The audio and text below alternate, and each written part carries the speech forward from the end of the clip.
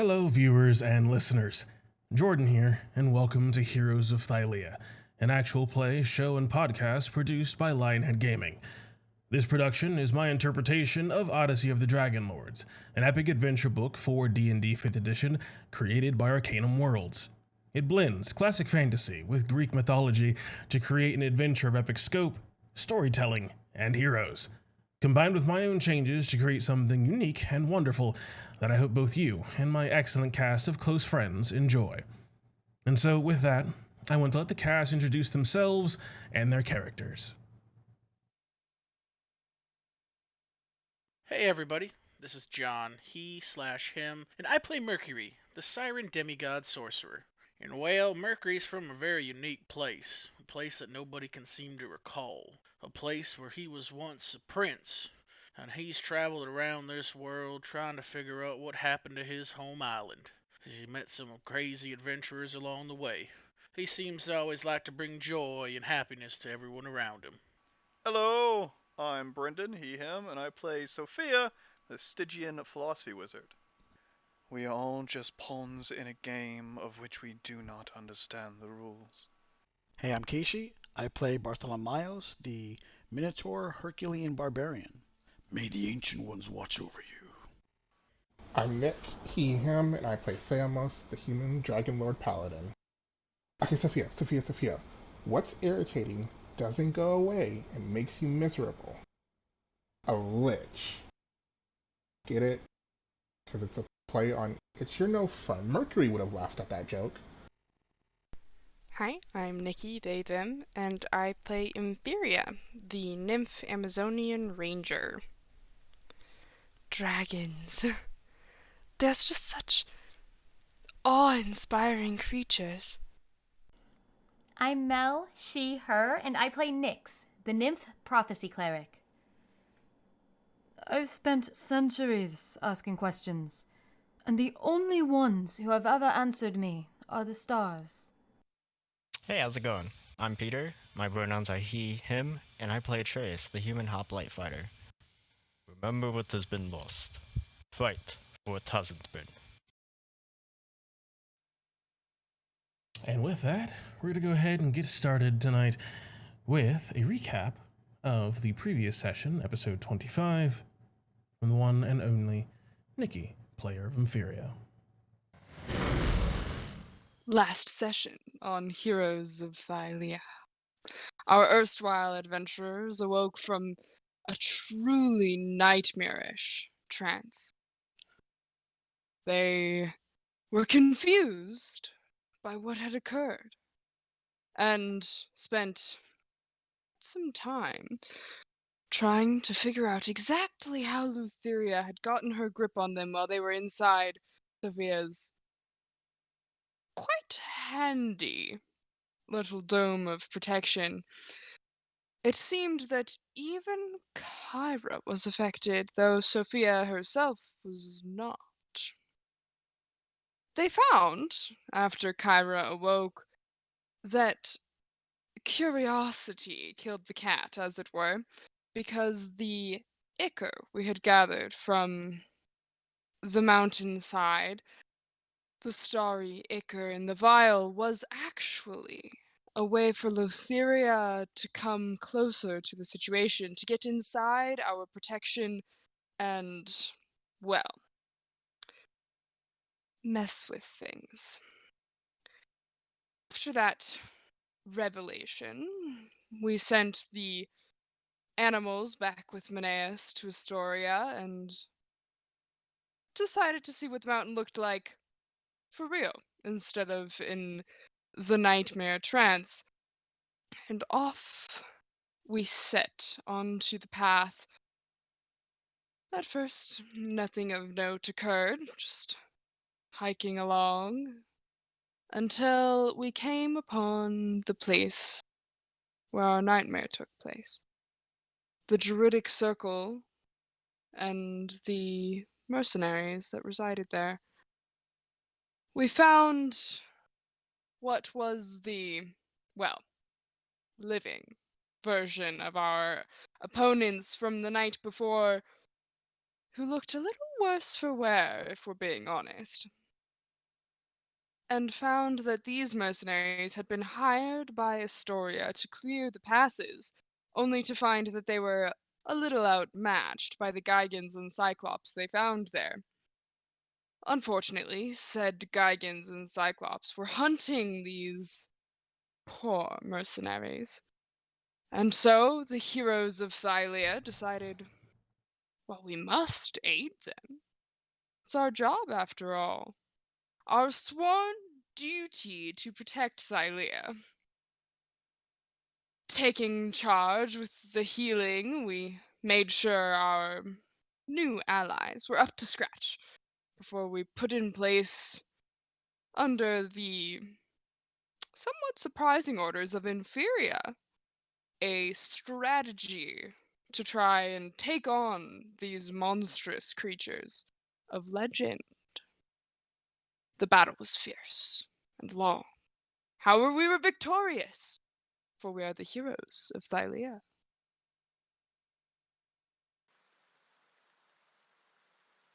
Indeed, not a single mercenary lost thanks to some excellent spell work and strategy from a host of you, along with some outstanding fighting as well. Cyclops and Gigan laid low, and you all have your mythic inspiration reset and set to 1, thanks to that excellent recap from Nikki. We left at the end of that battle, and we return to it now. The rain drizzling into the mud, mixing with the blood, both your own and giant blood, quickly followed, breaking through the rain, the din of, I suppose, nature, is not a thunderclap. No. But instead, rising through the throats, through the pained breaths of, it seems, much more mortal men and women than yourselves, cheering and almost applause, it seems, a battle cry from them all as they are almost, it seems, just thankful to be alive. As I'll bring you back on.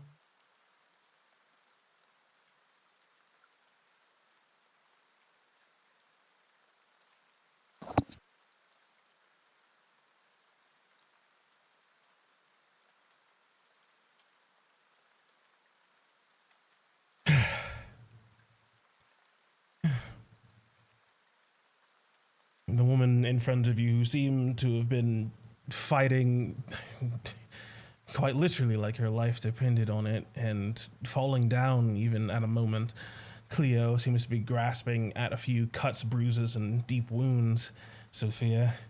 But you can see just barely underneath this sort of mask, hood, sort of ajar, this sort of tawny or auburn hair peeking underneath it, and just the faintest inclination of a smile.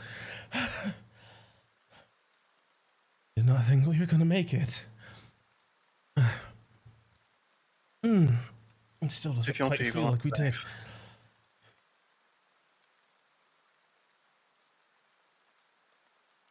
Terse of word, that one, I suppose. Did you turn on no snapping? No. Why am I not snapping then? I will see about that and correct it. Way to go, Brendan! I'll be with it. Yeah, I mean, it looks like you're snapping, but it doesn't look like you're actually like snapping. Yeah. To the center of the square. I am. I don't even know what's happening. Anyways, Samus is going to kneel down, just hover his hands over her body, and just, Karen, let me help you a little bit. I'm just gonna, I don't know how much extra she has. I'm gonna give her 20 lay on hands and give myself the rest of the 10 because I'm hurting.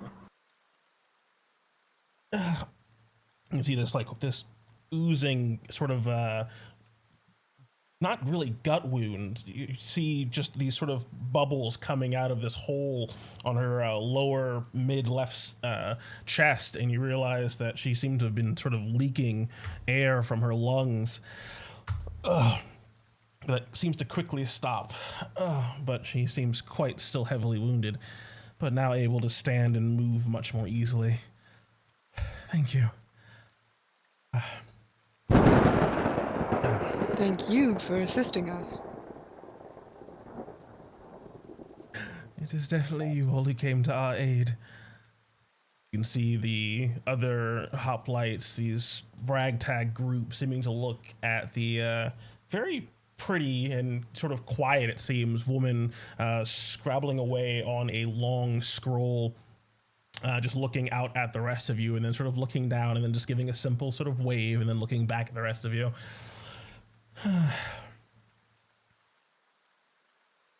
If you could give us a few moments, I want to speak with Dardanus about something. Of course. Yeah. Sophia, are you gonna do your thing that you normally do when we kill something weird? No. Do you need help? Okay. Ophelia or anyone else that is skilled with a knife. The Gygon eye we found before.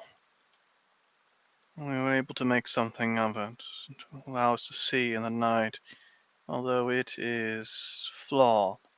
With more practice and more materials, it may be perfected. If you could gather the eyes of the Gygons, it would be very helpful in the days to come. If we find ourselves where our eyes fail us. Yeah. These others, too large, but I can still gather something of use. I'm gonna start many- climbing up the side of the fucking Cyclops head. How many do you need? All of them. Yeah. Well, Nyx takes a Nix and moment. Fury, you want to cut him? Maybe I'm not so good with a knife. Nyx takes a moment standing on this rock, just like looking around the surroundings, making sure that nothing else is coming, or kind of like she's standing watch for a moment before looking at the bodies of the Gygons surrounding this boulder and using the tree trunk as leverage to climb on down to the armored one to harvest their eyes. Yeah, it's a little odd, Nyx. The battle has come to an end, though visibility is seemingly only maybe getting worse. But looking off in the various directions, you don't see any signs of movement. Nothing rustles through the trees besides the stormy winds. It seems relatively quiet. Bart? We should make haste. There's no point in lingering here. we can afford some delay, though probably not much. Yeah. As everyone kind of just goes about and starts chopping up eyeballs, I'll just pull up my harmonica, because I can do this twice a day, and I'll just...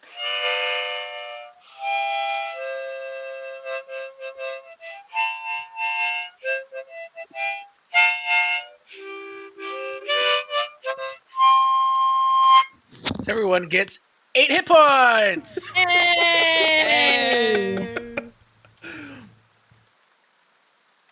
What's that from?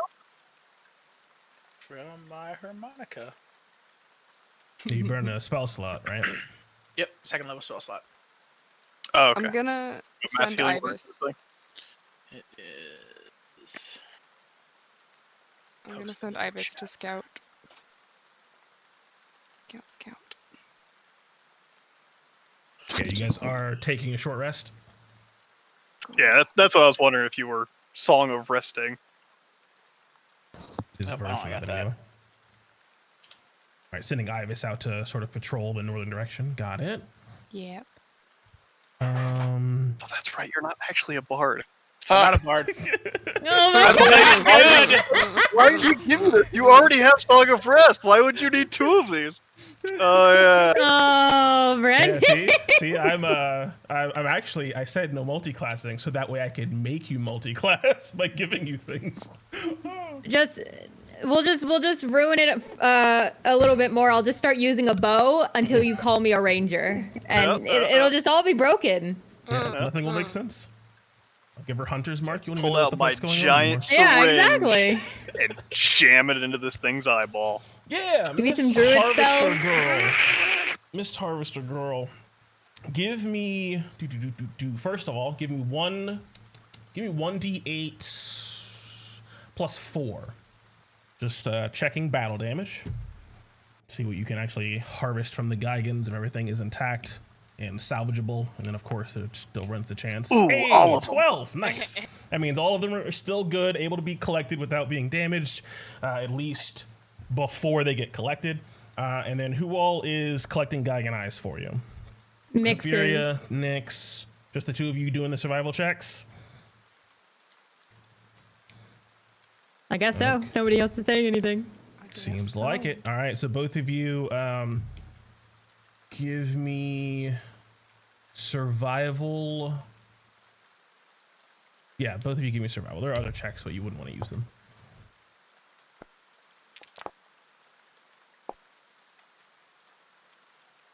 Ooh.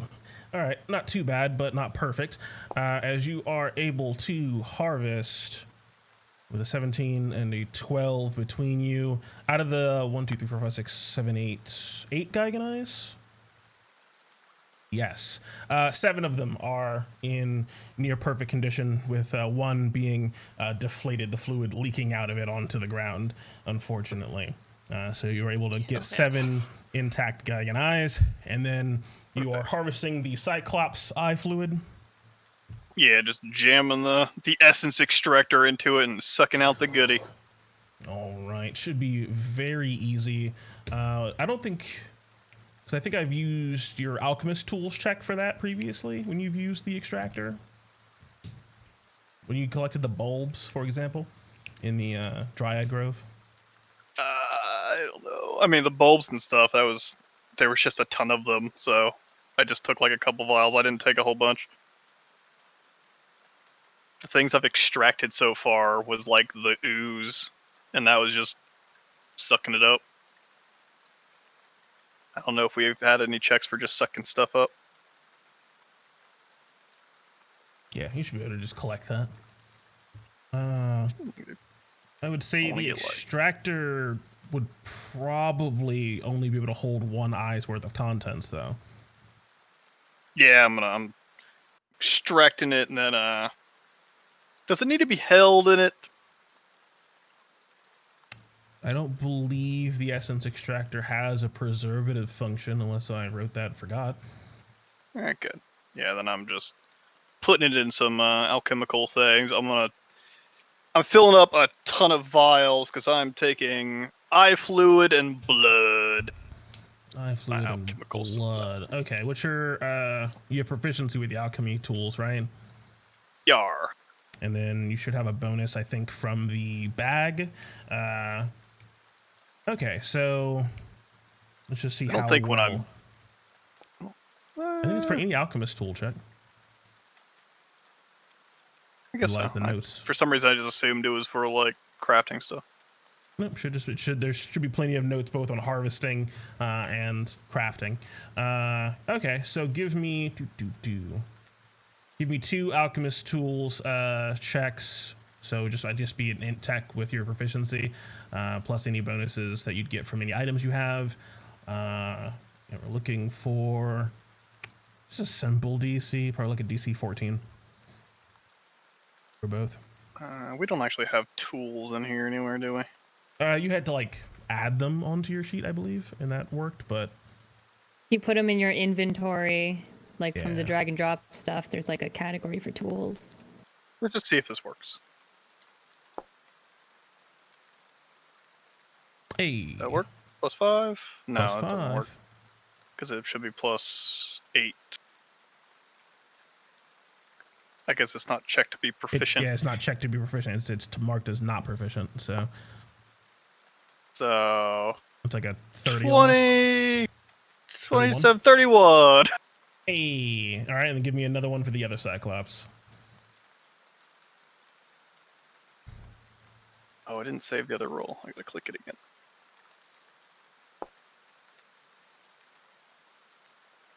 Seven plus 3 plus another d4. 11! 11. All right, so just a bit of contamination with the second harvest. As just go ahead and mark it down as how much would it be?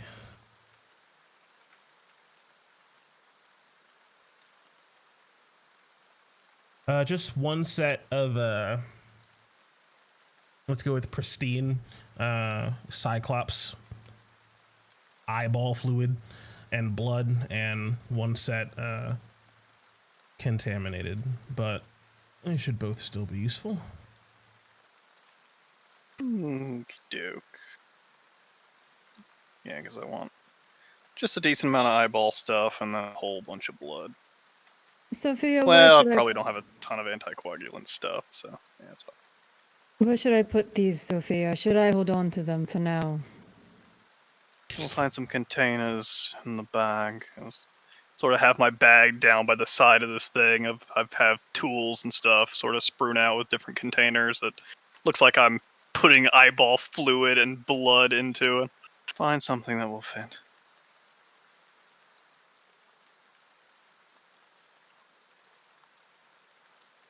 Nyx proceeds to see if she can find a jar that fits, but looking at the size of these eyeballs and the size of jars and then the size of Sophia, are you sure you'll be able to carry all of this? Goes in the bag, doesn't it? Yeah, it all goes in the bag. It all weighs the same. Very well. Able to find a few jars that can hold some delicate and squishy baseball or softballs as go about the gruesome work of harvesting these strange components for Sophia to utilize, perhaps in her own experiments or somebody else's. When I I'm use done, the rain. I use the rainwater just to wash the gunk off my hands. good idea. When I'm done, I want to go examine this Geigen hero more closely.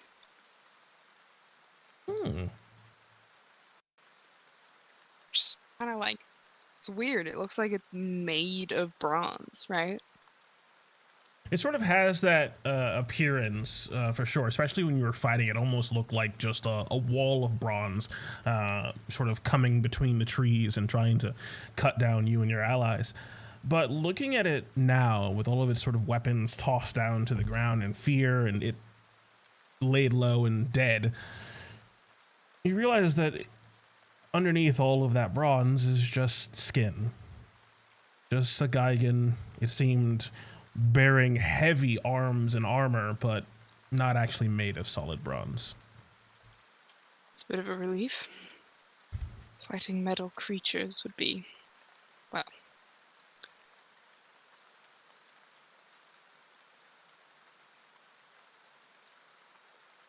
anything interesting on it other than that?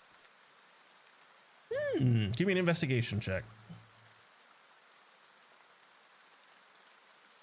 Investigation. Oh.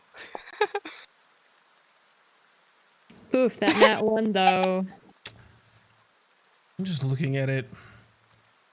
Your first thought is that this is just an unremarkable thing. I don't know.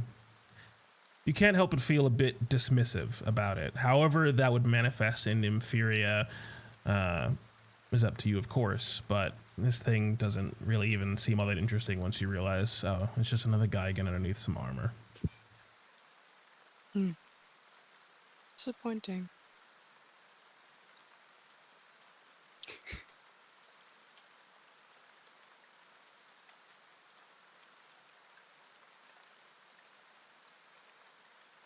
What was the story of finding these things? What were they doing?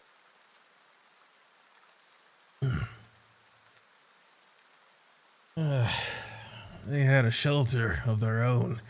It seemed like they were hiding out in these mountains, these foothills, for quite some time. There was signs that they weren't setting down roots or anything. It seemed like a stopgap measure, like they were going somewhere.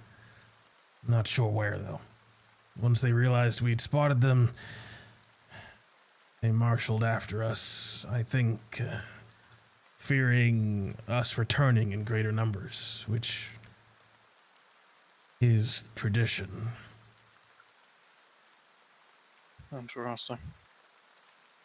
From where you came from and stumbled upon them, could you tell their direction or where they came from? Considering we were heading east, we found their shelter, a decently sized cave facing due east. I would presume they were heading west. Not sure from where. There's not a lot of settlements to the southwest once you get past Mitros, so maybe there, hoping to hide away in some ruins or something. Not really sure. Can't say I've ever seen a Gigan before today, and I'm not sure I really want to again.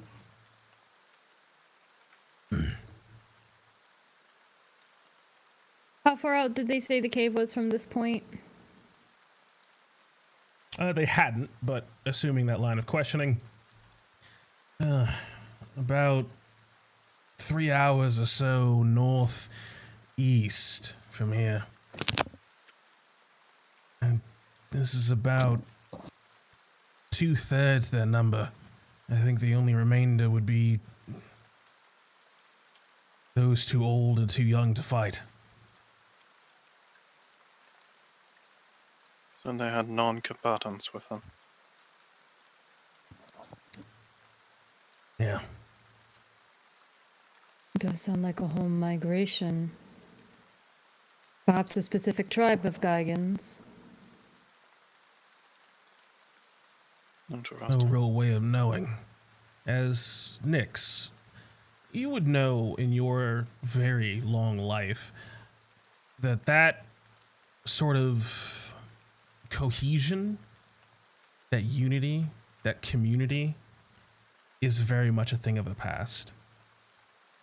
Gigans are, in a lot of respects, almost considered extinct.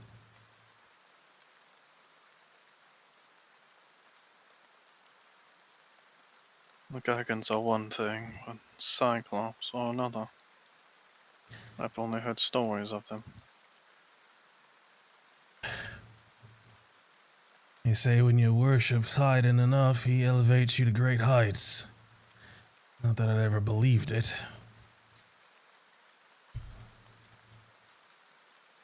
You believe the Cyclops are a type of transformation of the Gigans, and not a separate race? I have no idea. As he sort of looks at you, you can see his eyes just sort of look both you and Nyx back and forth, and just you can see him sort of shift a little uncomfortably. I'm just Curious. working on fairy tales. Hint of truth in it all. Did you say they were heading west or coming from the west? He thinks they were heading west. Okay. Based on the fact that he was going east and they encountered their cave in an eastern sort of mountain hillside. They would have ran into them earlier, he thinks, if they were going east. So they're going away from civilization. Exactly. Well, I mean, y'all gonna be alright to head back to civilization? Yeah. Bandage up a few more wounds and, Oh, they all got plus 8 HP as well. Because it's anyone that can hear it. Hey, okay. So yeah, it's just Dardanus then, and Cleo that would still be wounded. Oh, except all the dead people. I don't let all the dead people get it. Because they're dead. Yeah, one of the Gigans perhaps is we- actually unconscious. He's Heal up all revived the now. Gigans. He's crawling away. You can't stop him. Perhaps we should escort them back. Just to make sure they get there. They'll be fine. We don't have the time to spare. Perhaps I can come. I mean, of course, if Thamos would come with me. We shouldn't split up. It Go would take all the way back? 2 days to go back to Astoria with them. We did just come from that direction at Bartolomeo, so there didn't seem to be any real danger as long as they just stay on. This is the trail, right? Like the whole, it's like a straight trail to it, right? Stick to the path and follow the river back to the gates of Astoria. You'll be fine. Yeah, we figured as much. We were going to do everything we could to try to avoid any conflict, even if it came looking. We should be able to make it back. Of that, I'm not too worried. As a matter of fact, some of us were talking amongst ourselves, namely Cleo and Protagonia and I.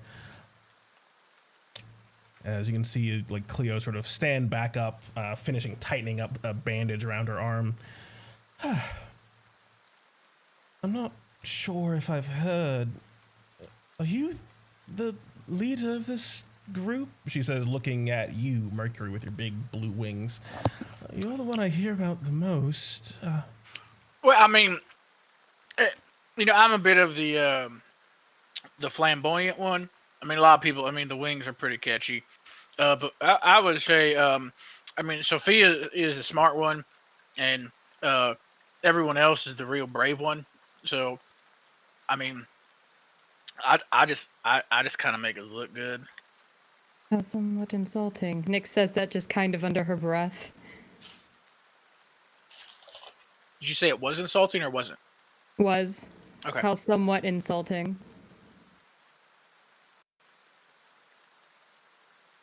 I would say that there's not really one set leader of our group. Is there business you wish to discuss? Is that why you're looking for a leader? Well, you realize that with what we've encountered here and the rumors, that it would perhaps be in our best interest. And as she says that, you can see just the flash of light overhead all over you, as quickly followed a clap of thunder from the storm. And you can see all of the hoplites, the soldiers that had been sort of hiding away in Sophia's bubble, following her orders, all seem to sort of flinch at the thunderclap. But Dardanus, Cleo, and Protagonia don't, oddly enough. They seem sort of steely in regards to it. We've decided we want not only to issue our thanks, but we would offer ourselves to the heroes of Thylea, discussing an oath of service.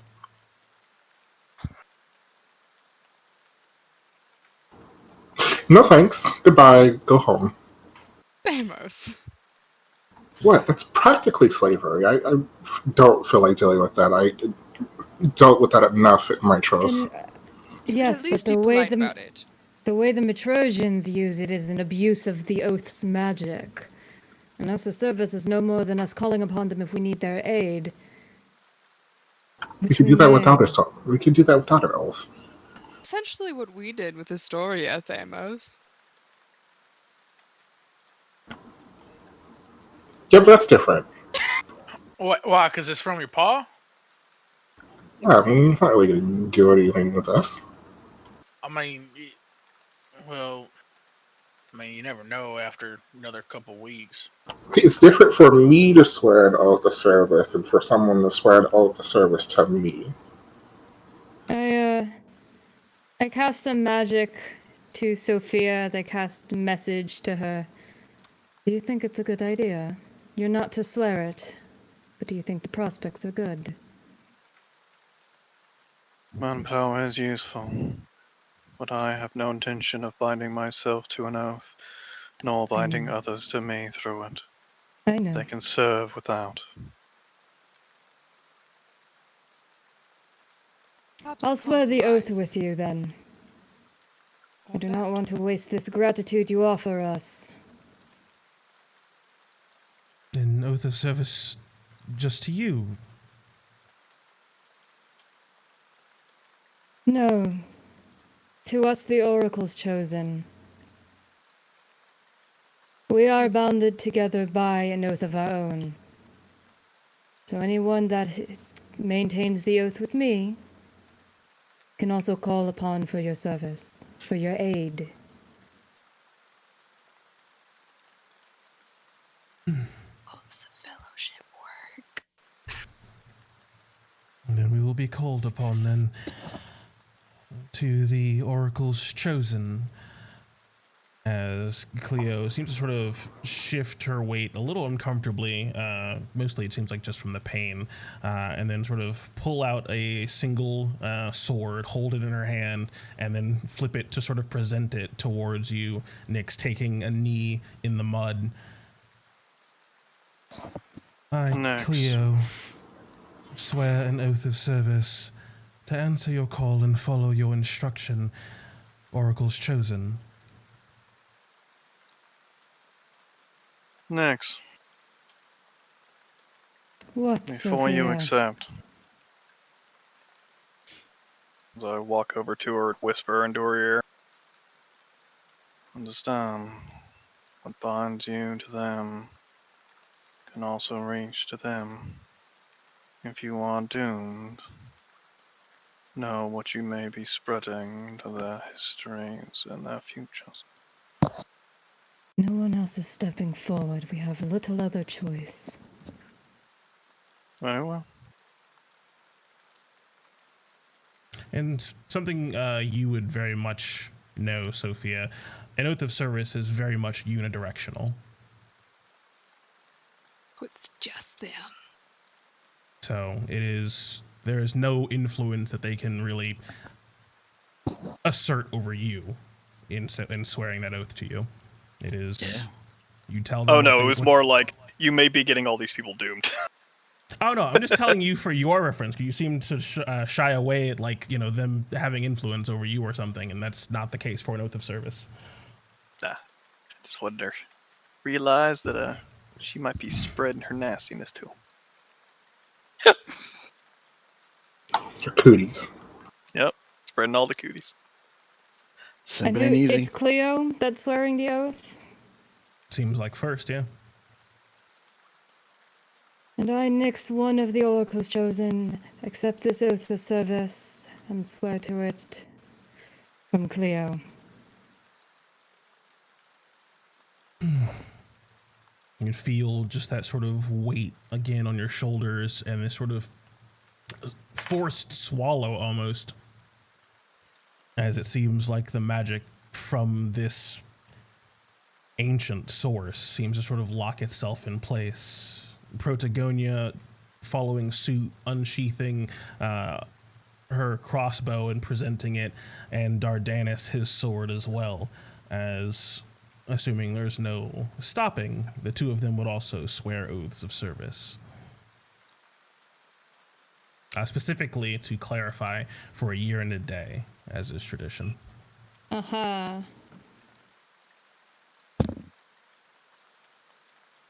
And Nyx is hoping that the wording of it, the oath of service is bound between them and those who took the oath of fellowship is what she was trying to convey. Hoping they'd assume all of us took it. Nope, I don't want it. Too bad. It's done now. You got don't ever oathed. have to act on it. No, we don't. It's only for a year and a day. It might come in really useful when we're like, hey y'all, the Titans are bad. Fight. Alright, and it's Patagonia, Cleo, and... Let me get them names. Some of the Dardanus. A Protagonia. Call them Cleo's boys. Cleo. And Dardanus. In the chat at your leisure. Cleo with an I. What is It's this? Greek! It's It is Greek! What is this? Is Ivis back yet?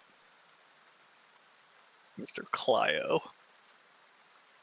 You just wanted him to scout ahead and see if he saw anything, or I thought he was sort of providing an overwatch. If he sees anything, he'd come back.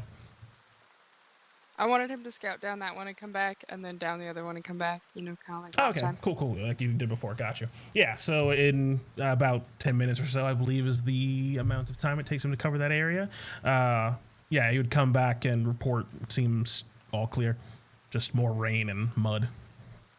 All quiet on the Western Front. Easton, to be specific, but yes.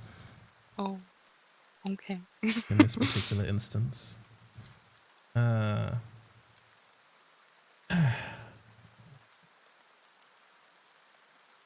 Dardanus had turned to you, Nyx.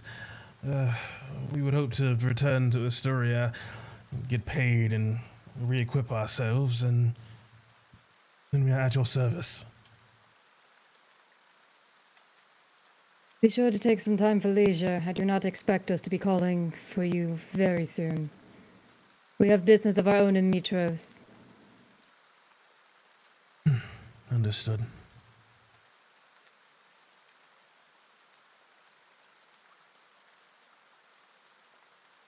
Which one's Dardanus? This one? One between Nyx and Mercury, yep. Ibis is gonna go make. Oh my goodness. Did you just yeet the Cyclops token at him? Who even did that? Get out of here. But he did that. I did not do that. Ibis is gonna go make a friend.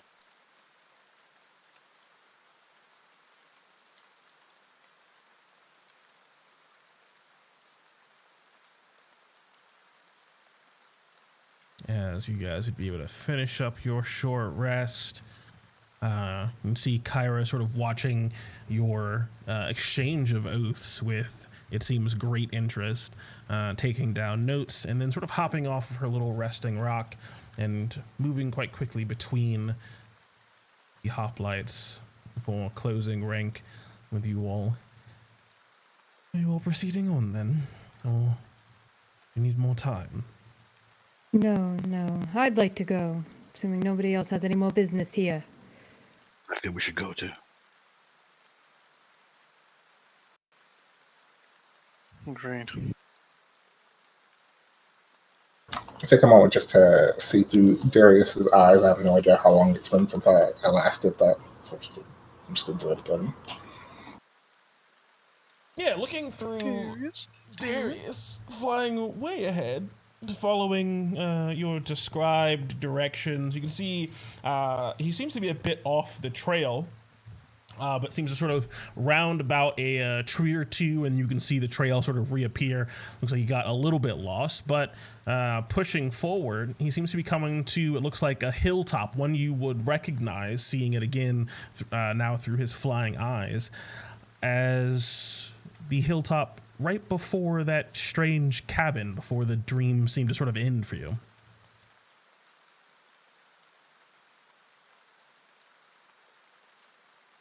All right. Nyx goes back to leading the way off to where the cabin would be, in that direction. I'm assuming south, probably, from where we are. Yep. Down the descending path.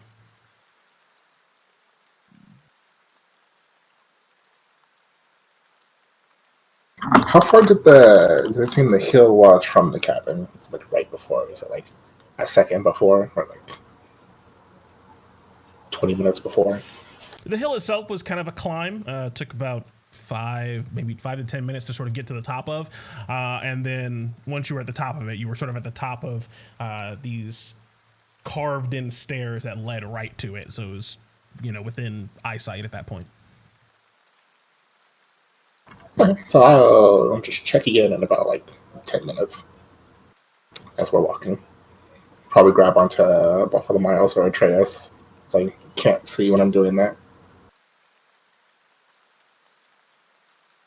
Yeah, I extend my hand. Help you.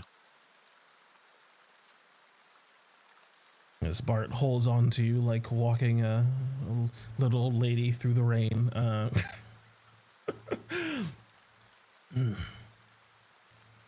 But I point him at whatever sound I hear, though.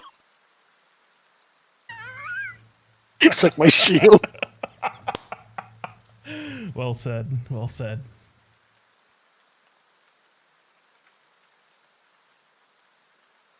Yeah, Nyx is leading the way along the path that she set for them, but she is on high alert. Right. So, two things. One, as you're on the path, you begin to see the shrines, these sort of small carved stone monuments, no more than 4, maybe 5 at the most feet in height, different sort of depictions carved roughly on top of them. Various animals, even some sort of man-made symbols like the symbol of a spear. And each of them with waterlogged and quite old offerings that have not been collected, it seems, in some time. The trail, however, is as you remember it. Nyx, easily enough able to navigate, basically no chance of getting lost. You're essentially walking home. It is easy, save for the foreboding in your chest. Darius, however, already quite a ways ahead of you all, arrives at the top of the hill and can see the cabin and descends down to it under your control, Themis. I mean, technically, I can't control him when he's this far. I can't talk to him. It's a warlock Gotcha. Well, do you remember what his actual instruction was then, if you were to get there? I think I just told him to go there. Okay. You can see through his eyes this sort of thin, nowhere near as thick, this thin sort of dewy layer of mist being punctured and rent by the rain. There is no light coming from the cabin, no sounds, if you can tell, if you can hear at the same time, I don't remember. It seems eerily quiet and unmoving, at least to your eyes then. Going down to the cabin itself, you can see what looks like the wreckage of wood, shattered and torn, sort of tossed about in this almost explosive manner, like the door was shattered. But the rest of the cabin, oddly enough, seems really intact. Nothing, either it's just really well made, there's cracks maybe you can't see because you can't really examine it up close, or it just seems well made, or maybe it wasn't even struck. But it is empty, it is dark, it's quiet.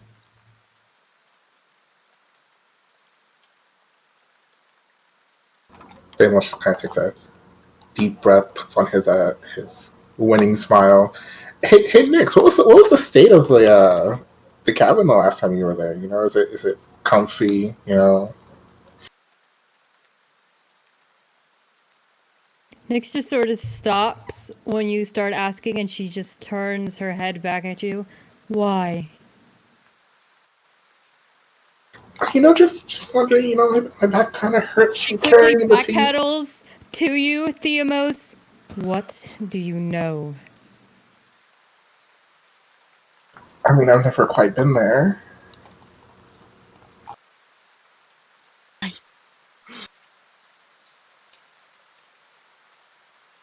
want you to start telling me everything you know about that cabin right now, Theamos.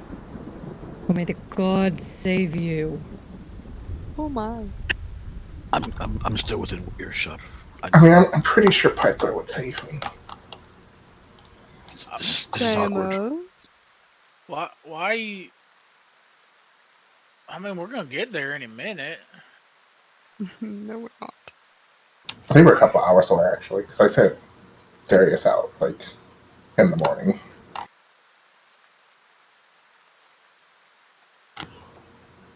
Alright, Nyx, I don't know who also was to be there, but there's nobody there. That's all I know. That's all you know. Yeah, also, like, the door is, like, shattered in, but, like, there's no blood or anything. Yeah, that's not good. There's just nothing there. Nothing. No tracks. His furniture turned over. No, the other than the door, the rest of it looks like a normal temple, I guess you would say, but Do you know if it's there's just a note on the bedside table? I can't can't really communicate with Darius from here. He just kind of wanders in. Darius is there. You sent him to the cabin. Yes. Okay, leave him there, I guess, then. If you can't communicate, I guess that's all he can check in every now and again. Wait, so can you like see through his eyes and whatnot? Yeah, I can see and hear through him. Like I said, it's just empty. It's quiet, kind of misty, but kind of like a mountain would be. Maybe I she's mean, fine. Maybe if you just keep looking through his eyes, he might, look at the table. I'll just keep watching. I don't know. He's been going for a while. I don't know if he'll just go to sleep, but Let me know if anything changes. Snix continues forward. We did have a short rest, right? Yep. Paradigm? Okay. Yep. Indeed. Or heal yourself. I didn't do any short resty things. Yeah, be sure to do some short resty things. So I'll move the clock I did forward short resty accordingly. things. As it's coming on about 3 o'clock in the afternoon, after your short rest, and you all continue following the trail.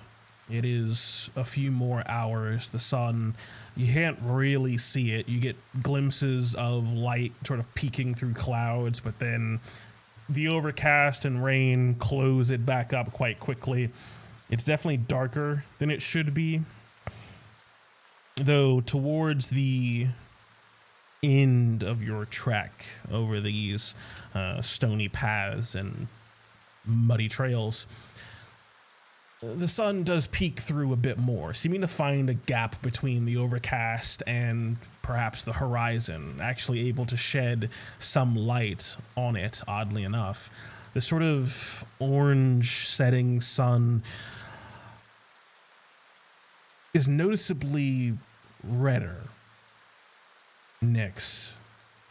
And you cannot help but, with the combination of your vision and this nagging at the back of your head, and your experience with astral bodies, a bloody sunset is worse than a bloody dawn.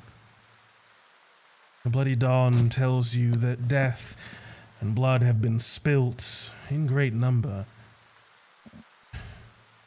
A bloody sunset has always been a forewarning of personal loss. How far are we from the cabin? Less than an hour. We're nearly there. Pick up the pace.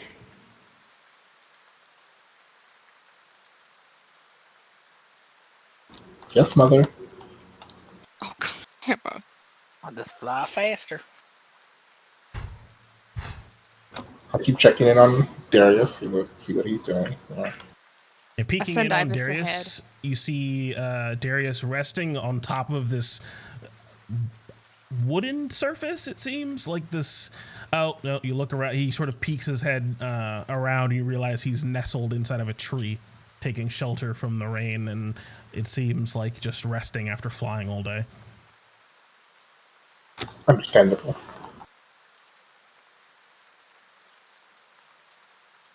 Yeah, Nyx is gonna go at a fast pace as she can, trying to keep it together, but clearly a little not together.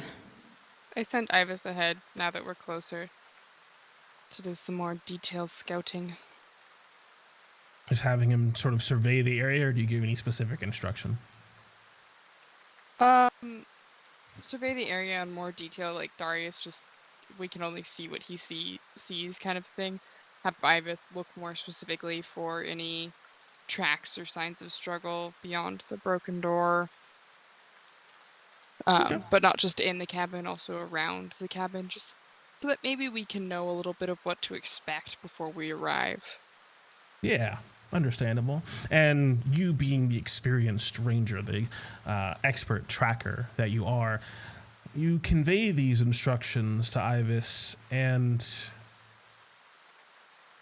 you also can't help but have this sort of tug at yourself. It's been raining for days. But Ivis departs with your instruction nonetheless.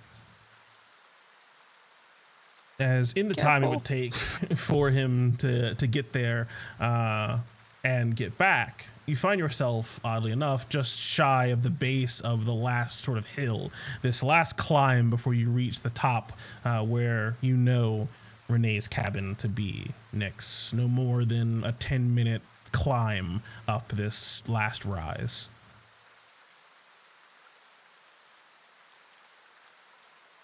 As Ivis returns to you, Inferior, have him give me an actual wisdom check, actually. Have Ivis give you a wisdom check? Yeah, since he was looking for things in a more detailed fashion. His overall scouting reports nothing. He didn't really see any creatures, anything of note. Seemed quiet, just sort of muddy, rainy forest. Few dead animals here and there, but nothing he could really see. But searching the overall cabin area, have him give me a wisdom check.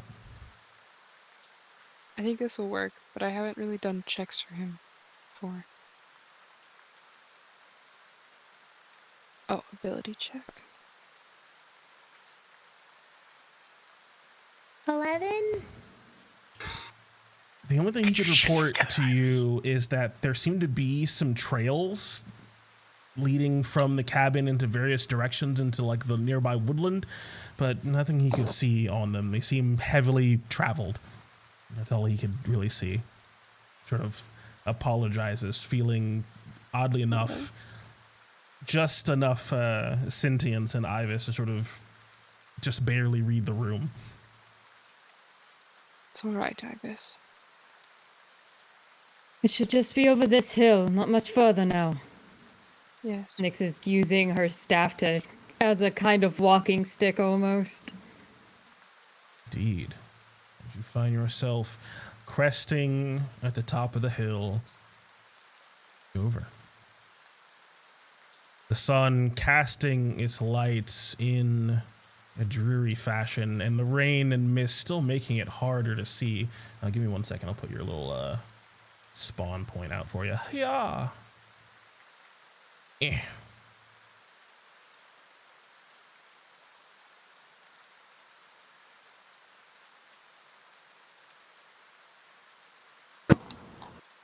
Which tree is my son in?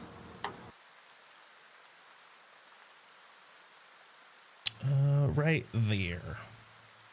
Does anything immediately look amiss on the outside of the cabin? On the outside of the cabin? No.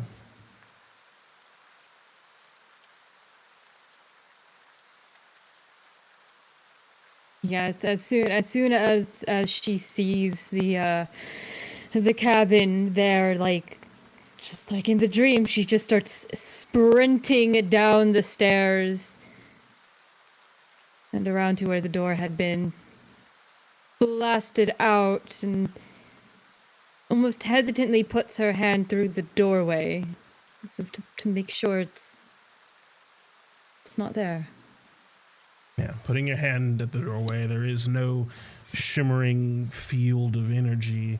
There is no world-shaking vibrations. All of those images flash in your mind. You expect them. You grip yourself with anticipation, but there's nothing. Inside, you see the cabin not as it's always been. It seems like things have been rearranged. Furniture looks a little newer, actually, like something was carved recently. A new table, a new bed frame. But you do notice one thing amiss, Nyx. Resting on the bed itself, a beautifully folded set of furs. Trace walks on in and lights a torch. I can see. I go Better. to immediately examine the furs. How many are they? What are they? Oh god, you cut out for me. Just one thick, warm set. White in color with, it looks like soft black spots. Oh no. The furs of Renee's lynx. It seems properly tanned, not freshly harvested. They seem kind of almost slick to the touch. The fur feels a little weird, like it's been dipped in something. Some sort of oil or tallow or something seems to be resting on the fabric.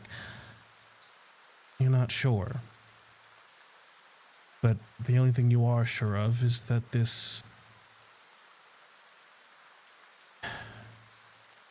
belonged to her lynx.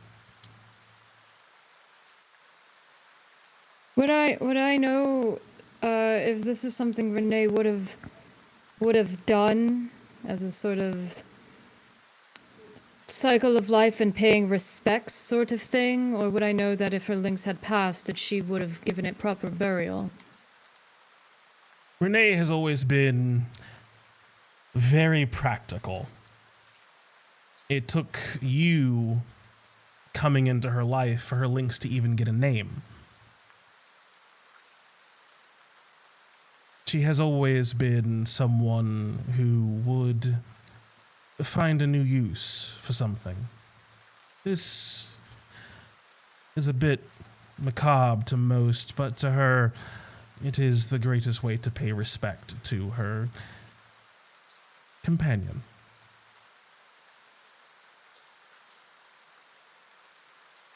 As you're coming to this realization, you see a bit of scrap coiled up on the bedside, across the bed from you. I hold the lynx skin close to my chest as I walk around the bed to the scrap and I pick it up.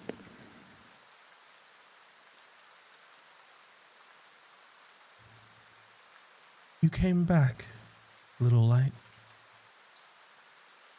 I will always be there when you need me most. Renee.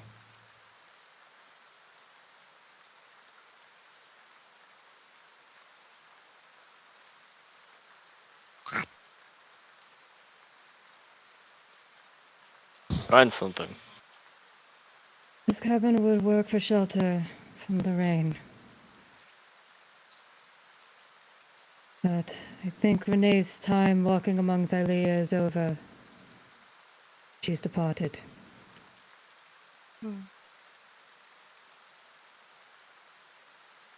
By natural causes.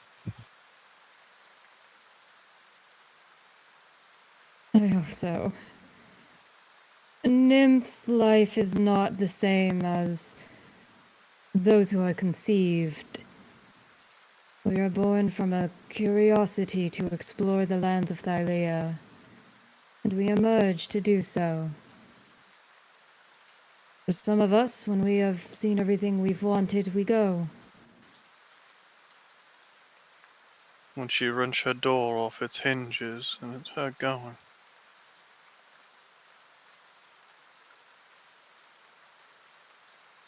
I'm not sure, to be perfectly honest. I think it would be odd. Actually, all of this is odd. She had enough time to write a note, feels very calming. She knew I was returning. Can I tell how... I don't think I could tell how old the pelt is, could I? It's a bit hard. It certainly seems like it's properly put together and would make a great outer fur shell. Sort of feeling it over again, you realize that the oils that seem to be sort of treating the outside of it actually would make it very water repellent. but it's unworn. It has not seen use. It has not seen the passage of time. It is hard to tell. All you can really tell is that it seems brand new. Looking over these barrels, looks like they're meant for food and things. Mm-hmm. What do they look like? Does the food look old and rotten? Does it look fresh? And does it look eaten upon? It certainly looks like there is some leftover refuse of food, some bones and the like that have turned, and some fresh fruit stores that have also exceedingly ripened. Well, she had gathered. I doubt she's been here for a while now. As you say, she may have left. The food has gone to spoil and has been picked over, it seems. Enough for the wildlife to have their run of the place. Whatever happened here, it must have happened a while ago. Yeah, Bartholomew is trying to investigate the doors. Give me an investigation check. But would you say that you have, in your experience, Bart, perhaps before even joining up with this group, would you say that you've spent any real time sort of breaking down doors? You a burglar in the past? You burgle?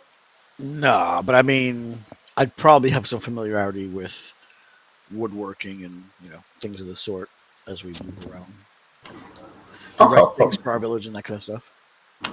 I'm good at investigating and stuff. I'll help him. I would think that cutting wood is probably pretty commonplace for them. Okay. Yeah, give me an investigation check with advantage with Theamos helping.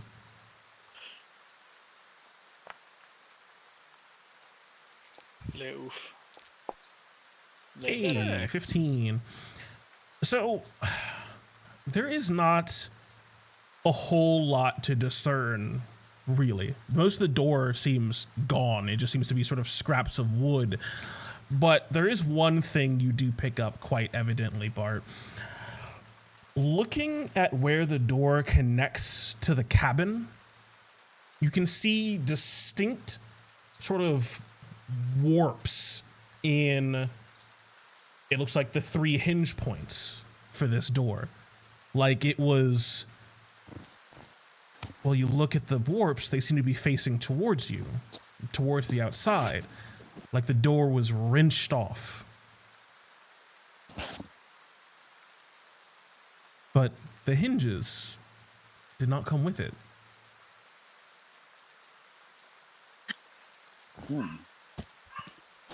So it looks like this. It's like if you broke a window from inside the car, right?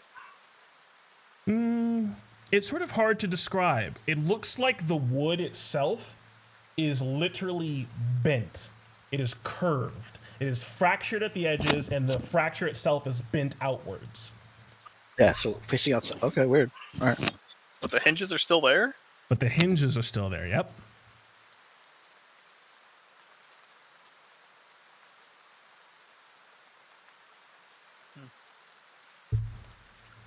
Do I notice anything on the roof?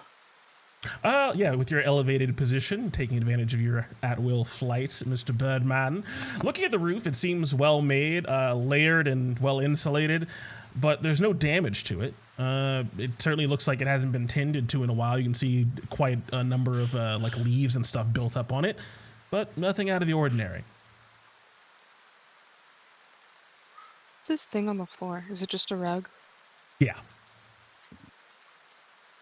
So it's not like the full hinge, it's just the building side of the hinge. It seems like the full hinge itself. Like there's a chunk of door still remaining. Oh shit. So like like exploded from inside out. Yeah, so or just the door itself was broken into pieces before it was removed. Like somebody cast shatter charged on out the or door. something. I don't know. Yeah, because certainly. Are you just also busted looking at through it, the Sophia? door, it would have taken the fucking hinges with it. It would have. Are you also looking at the door, Sophia? Or like what remains of it? Okay. It's all out of character. Where's the debris? Yourself up. She's drenched. You're kind of Sophia, you might standing want to on come it a open little this bit. door. This doesn't make a lot of sense. I'll take a Yeah. peek at it. If the door was broken in, all the wood would be on the inside, not here. It's adjusted towards the ground. It's like someone broke out. And looking at the wood on the ground, Theamos, kind of hard to see with the reduction in light, but thankfully there is a torch from Atreus. You're looking at the wood on the ground, and it also seems warped, bent rather than shattered, contorted and flexed. Like someone Like has what? bent the wood into a J almost. Kind of like the effect that the Ichor had on the Cerberus. That pulling. You smile.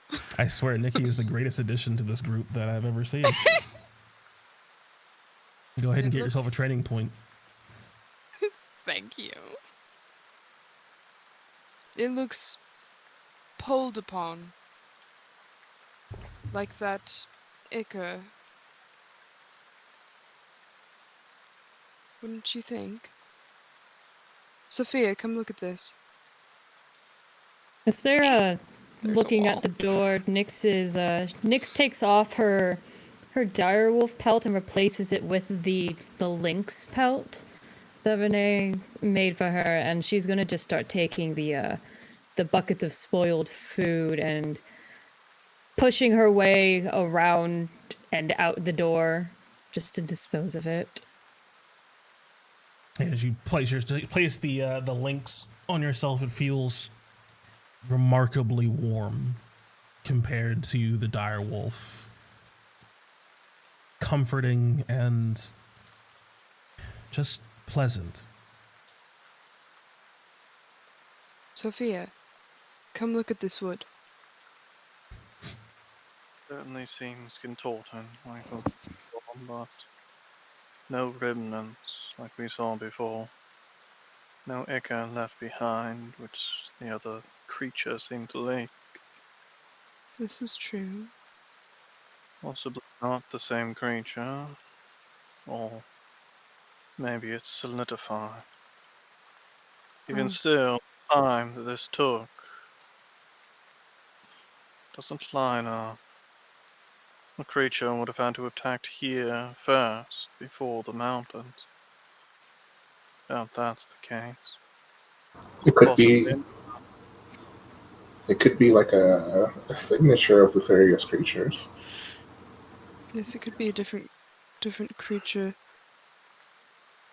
Perhaps a spell or something.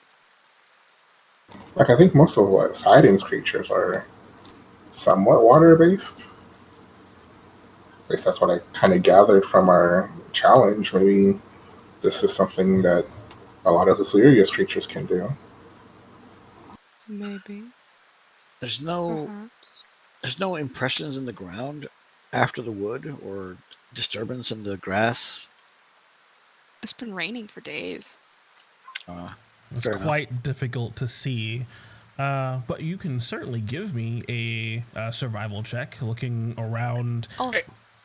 What about I give a survival Bart, check? And Hey Bart, why don't you why y'all maybe pick up the door, right? Because maybe the door protected something underneath it because of all the rain. That might be your best chance to see something. I would be careful touching it though. Nyx walks over and uses her staff to lift up some of the debris. Yeah, sort of getting it off and out of the mud. You can see it almost looked indistinguishable. It looks almost kind of like flat planks, like this door was blown into pieces and the planks splattered into the mud. But then pulling it up out of this wet earth, you can see a distinct bend in that wood that seemed to sort of sink into the mud and now is quite obvious now that you flipped it up. And you can see it almost looks like it was literally grabbed onto and peeled open. But there doesn't seem to be any signs of a starry ichor on it. There's no glittering black fluid anywhere down on the ground, though you do see a distinct footprint. Oh. underneath the door. Do I A recognize single. it? So it's sort of hard to say. It doesn't seem like an animal's footprint. It seems like a humanoid-sized footprint, small enough. It isn't Bartholomew's large hoof or anything like that. I mean, you think it's just an average person's footprint?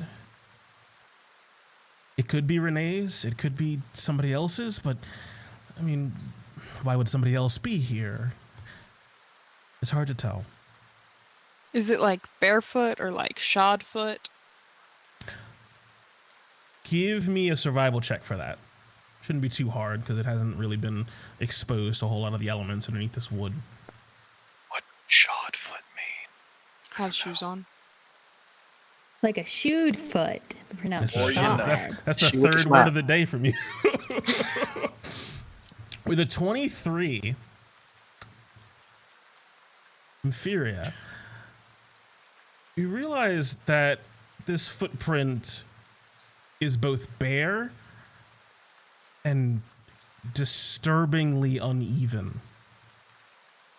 Like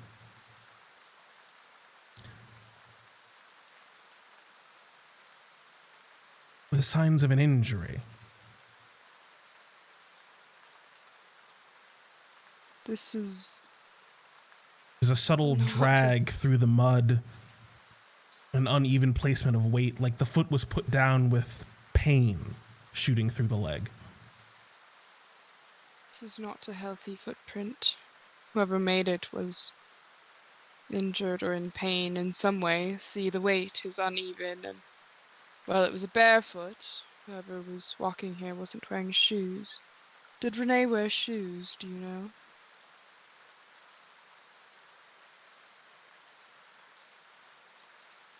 I don't think so. Didn't seem to make sense for her. It was one with the mountain. It wasn't something she had much need for. Yes, I can understand that. Took the Amazons a long time to convince me to wear them. Nyx lifts her lynx pelt to kind of create a barrier from the rain and just lifts up the note again, trying to see like if it was written in a rushed state. Mm-hmm. She can glean anything from the nature in which it was written. Oh boy, give me an insight check. A little difficult. I'll help. Oh boy. Oh boy. So is that with I'm assuming advantage you with allow Inferior's Inferior to help? help. Yeah, assuming Yeah. you You look at the allow me note. to. Okay. Still a note to you, so I'm not sure.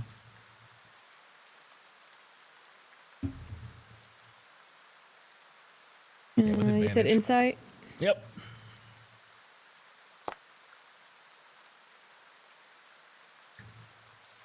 $19.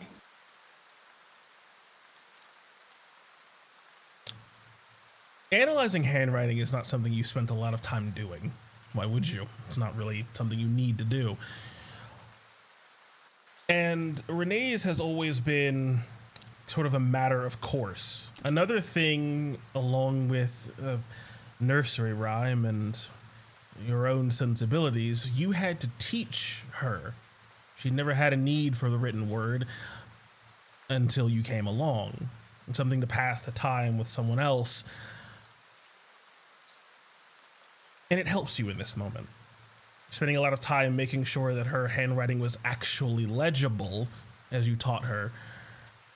You're sort of familiar with it. And the way that she has especially signed her name makes it seem like it was rushed. Makes it seem like it was hard to say, maybe done with purpose. But it just seems more slanted than you would recall. Which way is the footprint facing? Yeah, Nyx Towards the immediately cabin. looked.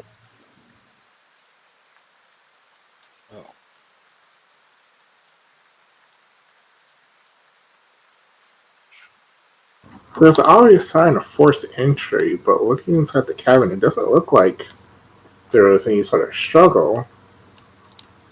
So I don't think she was taken, but she might have ran from something. Injured. Ran to the cabin. She must have gotten in a fight with something out in the forest. Along the mountain path. Came back here. And then disappeared? I mean, but that don't make no sense. If there'd be like mud and whatnot in the cabin. Ain't it clean? Well, That's assuming it was raining. right. What if How it soft is wasn't? the ground would have to be kind of soft to make a footprint like that. And it has been storming. We're close enough to my trust to where it'd be storming over here too for like the past month, right? Certainly seems reasonable there might have been rainstorms that would branch off and go in this direction, much like the one that was going up the valley of Astoria. All right. Next is, I know it's a tough time for you, and you've been really pissy lately, so don't take this offensively. How do nymphs die? Why? Like what happens to their bodies?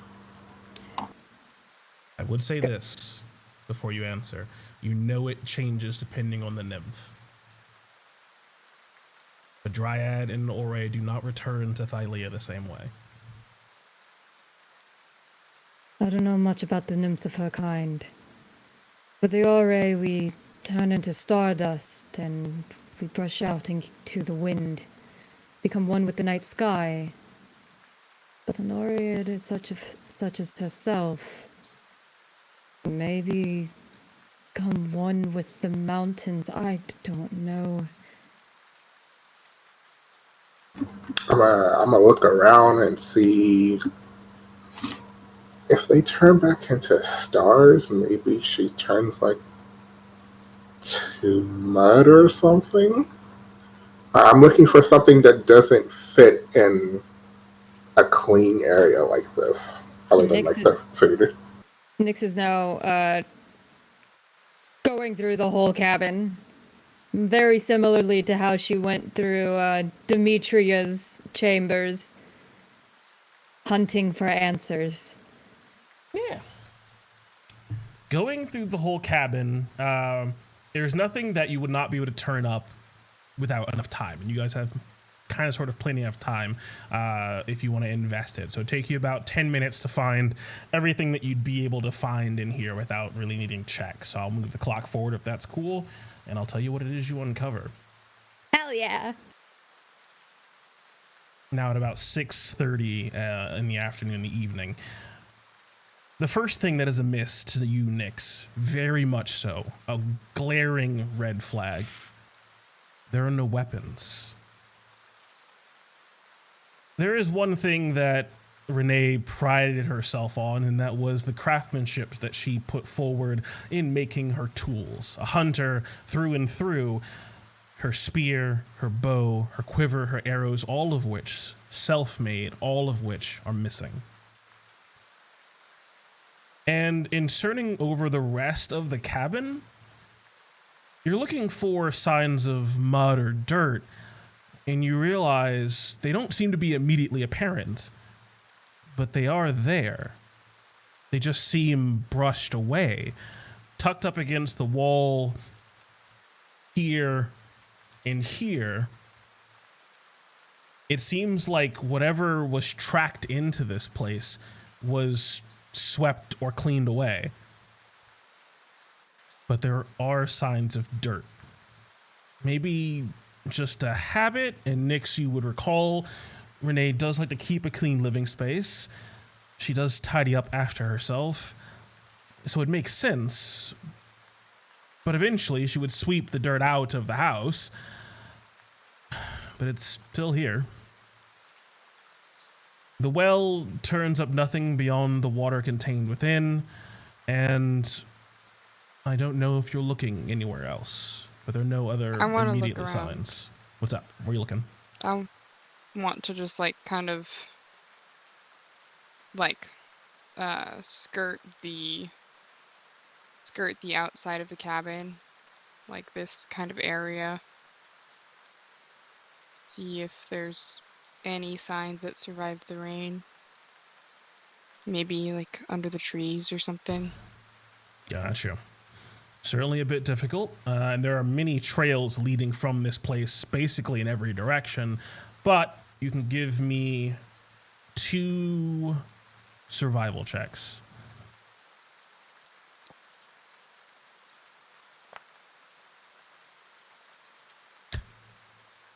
$22 both times. Look at you, consistent. For a while, you're just seeing the remnants of both a mixture of rain, mud, and well-worn footprints, just sloshed up dirt, and the occasional footfall underneath trees, like you were looking.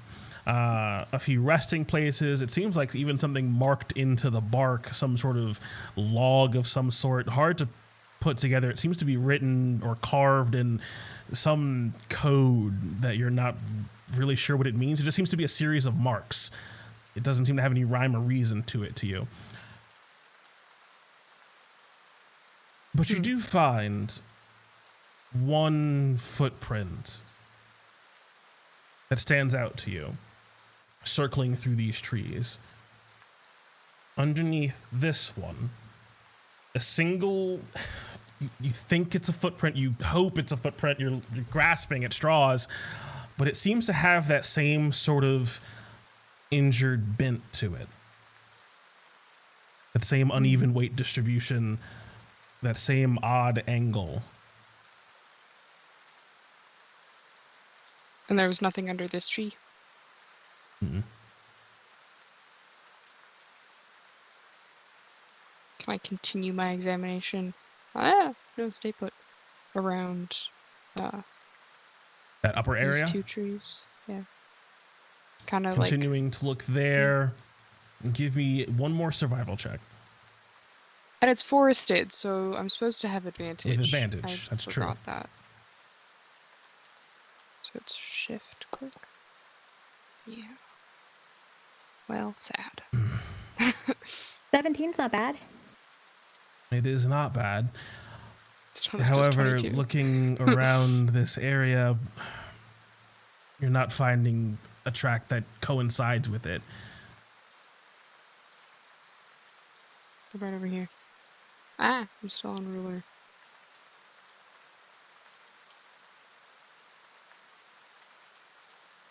These trees.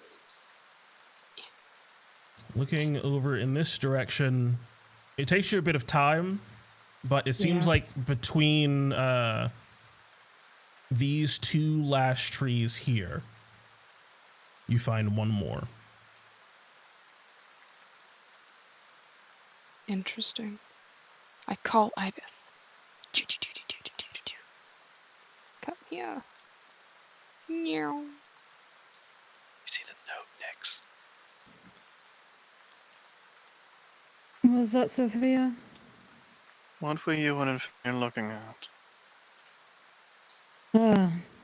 In the nightmare we had, I saw that Renee had written a note. I didn't know what, and this was on the side table when we arrived. So Nyx approaches Sophia and hands the note to her. I was trying to see if perhaps she knew she was in trouble of some sort. At first glance, I thought perhaps that she had passed weeks ago. The shrines have gone uncollected for some time. I thought perhaps she just knew she was leaving. You mentioned you'd expect weapons taken with her, it seems.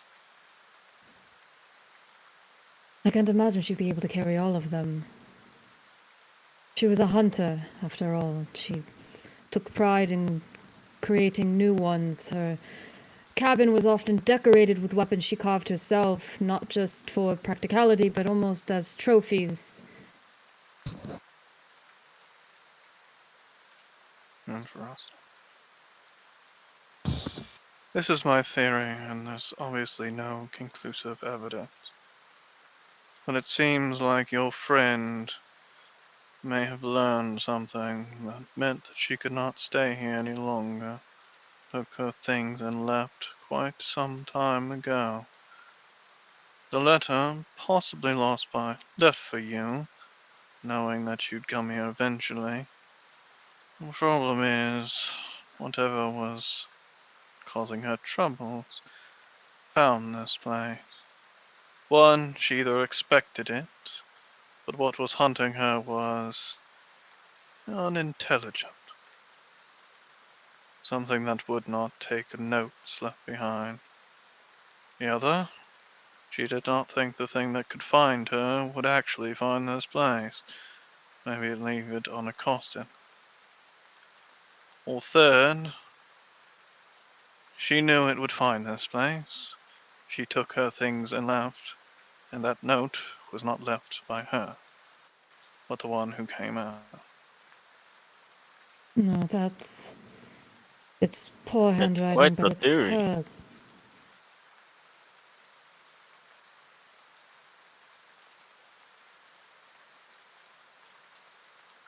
Well, what is Etheria? Found you for me, so like I can't say anything. I keep reloading. Thinking But of something came after her, yet the inside of this cabin remains nearly untouched. They, And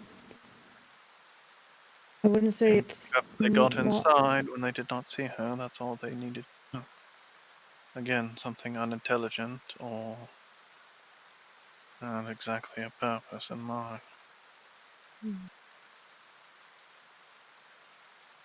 Something. I'm not there. I'm gonna go out and see if I can see Etheria. I just don't know where she is. Foundry's breaking for me. She's like all the way at the edge of the map, to be fair. Yes, I am all the way at the edge of the map. Like looking at your vision, you literally can't see her. Okay. Well, I mean, if someone can figure out how old these tracks are, and I guess how old the fruit has been sitting here, you can get like a timeline. Do I know how old the tracks are at all? Seems hard to date with the environmental effects, but you feel like, I mean, 3 tracks is a pattern. You feel like you might have a trail. If you'll be able to follow it, you're not sure, but in your experience, this is the best evidence you found. Yeah, okay. As you would So find that last footprint at this point. I'm gonna send Ibis just in the general direction. So assuming the trail kind of goes this direction, I'm gonna send Ibis out, and I want him to do kind of a this. That's not what I want there. Kind of a this motion in that direction, just to see what he can see. And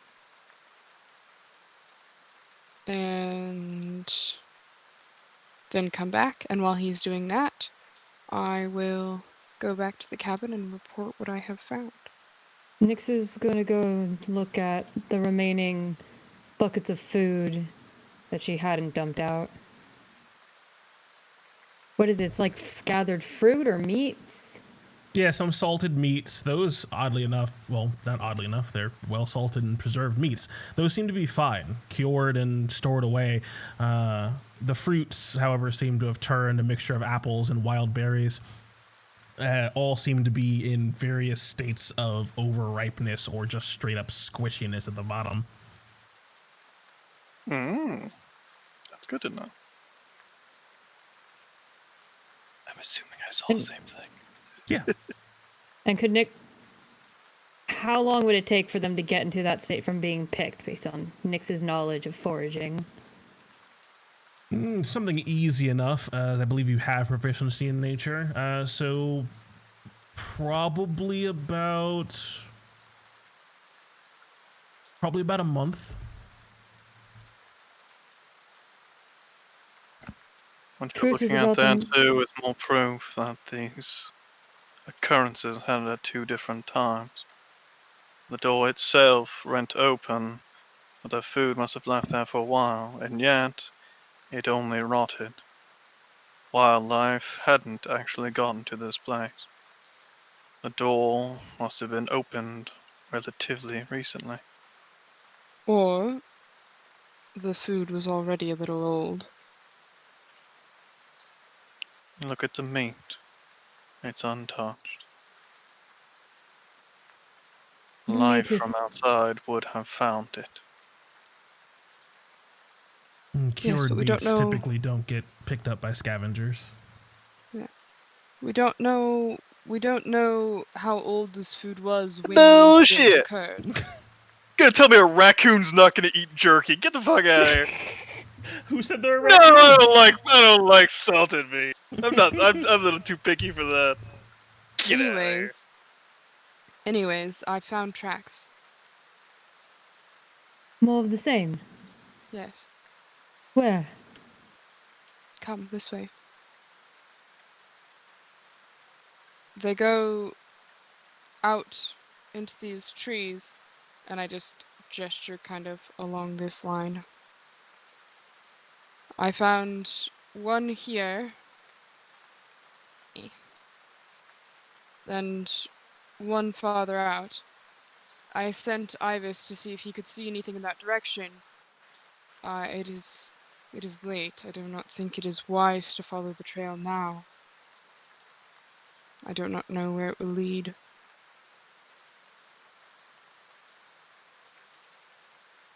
I'll go out after I see if I can find anything. Nyx No, lights her lantern. Nyx. No. I know you are anxious to find any clues about your friend, but you cannot go alone, and it is not safe for all of us to go. It's getting dark. We don't know what's out there. Ibis can give us some clue. We can take a rest and set off in the morning when we are refreshed and ready. I think we do have a good amount of the day left. I think we've only been awake for like 7 5 p.m. hours. It's 7 7 p.m. Yes. Travel we've been time also traveling. pushes. Because when you guys woke up, it took you from when you woke up till about noon-ish or so to get to the intersection. And then we had a fight. And then a few And more then- hours after that. A few more hours Oh, after then that. are we closer to the Mitro side of the mountains? And More or Yes. less. Yeah, you guys will get to Mitros. Okay. You guys should reach Mitros by like 11 the next day. Gotcha. Shouldn't My have sent the other first dudes honor. back then. If we don't detour too far after this trail. Besides, Nyx, the footprints lead this direction, not that one. Right? They're like the same trail leading in. Clarify that for me. Are the footprints like The footprints are leading towards the cabin, right? They like seem the to be first leading one. towards the cabin, yeah. Besides, the trail is leading to the cabin, so we're not likely to find her. We just might find signs of what happened. Well, y'all found a trail? fuck? Nyx just goes back into the cabin. Yes, Mercury, I found some footprints. They were difficult to find. Wait, but I'm not sure you could see them. You only found a trail here, not away from here. I found footprints as far as the trees over there. And I sent Ibis in that direction to see if he could see anything obvious. He can't see the footprints, they're too old and too rained on. Washed out. Yes, but the ones under the trees survived a little better, and so I was able to find them. Yeah, but they were coming to the cabin though, right? Yes. Well, I mean, I ain't really gonna. I mean, unless the creature or whatever came here went exactly back to the spot that it came from, which I doubt. Yeah, but it seemed like she was injured, and she wasn't injured like when you last saw her, was. Nyx. Was she? No, but it's also been some time since I'd seen her. It's best to assume at least that maybe whatever made her leave also injured her, so wherever she's coming from could be like a battlefield to show what happened. Cutting through the rain quite quickly. You can see here before you see the the rotation of metal as Ivus appears before you again, Inferior, seemingly only taking about 10 minutes or so, and Didn't go very reports far. not too far, no, maybe about a quarter of a mile. A very large dead boar is the weirdest thing he saw going out in that direction. Interesting.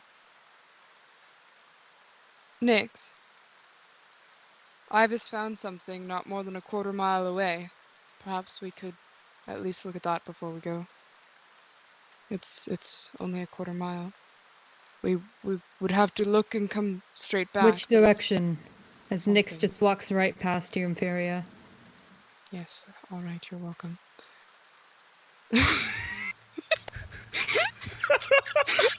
Wait, are we all going? So it seems. Okay, well, I'm pretty sure Bart's dead, so... Go ahead and get another training point. Oh, jeez. Oh. I don't have very many, but when I do, they're good. This is great. Imperia's training point night. I can feel it. Ibis leads the way. Yeah, taking about 10 minutes or so, just cresting on about 7. Cutting through the rain and the underbrush. The trees sort of thicken a bit more as you head out this way and then just quickly start to thin away. Like there's like this small copse or like wall of them. And then you get out to this sort of clearing and you realize you can see to your left and sort of towards like the northwestern direction, sort of more rising hills and mountains, just rock formations and the like. And then to your southeast, more of these sort of rock formations. But straight ahead, it just seems to be this sort of open clearing with a spotty tree here or there. And eventually, as you follow this, not only do you see a very large, reminiscent almost, at least of the first form of the divine boar that you all confronted so long ago, dead on the ground, with, it looks like 2 spears and a flurry of arrows buried into it. But also, weirdly enough, a sharp cliff face. Just as far as you can see now out to the horizon, stormy gray skies, and off way in the distance, you swear the subtle glow of the city of Mitros. Stay back. I would like to see if there are any tracks. Do they listen to me? I mean, that's fine. Nyx- Be careful, though. Nyx There's a sees lot of the- arrows no. in this thing. Nyx sees the weapons and she just immediately goes so she can check them out. I hope she didn't ruin any of the sign. Yeah, running over to the boar, it's immediately evident that nature has gotten to this thing. It has been out here for a very long time and seems quite rotted and picked at. There are no eyes, all the soft features are gone, there's bone exposed. That's perfectly fine. Are the weapons hers? They are. The arrows are her make, the spears are her make. It is quite evident that this was her quarry.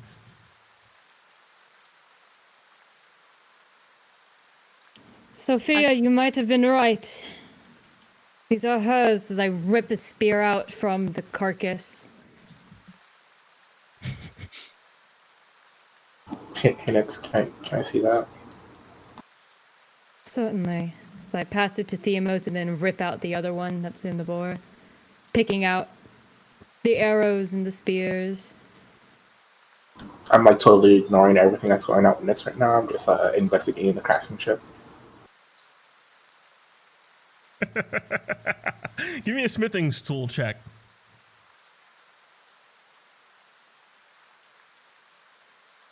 Interesting.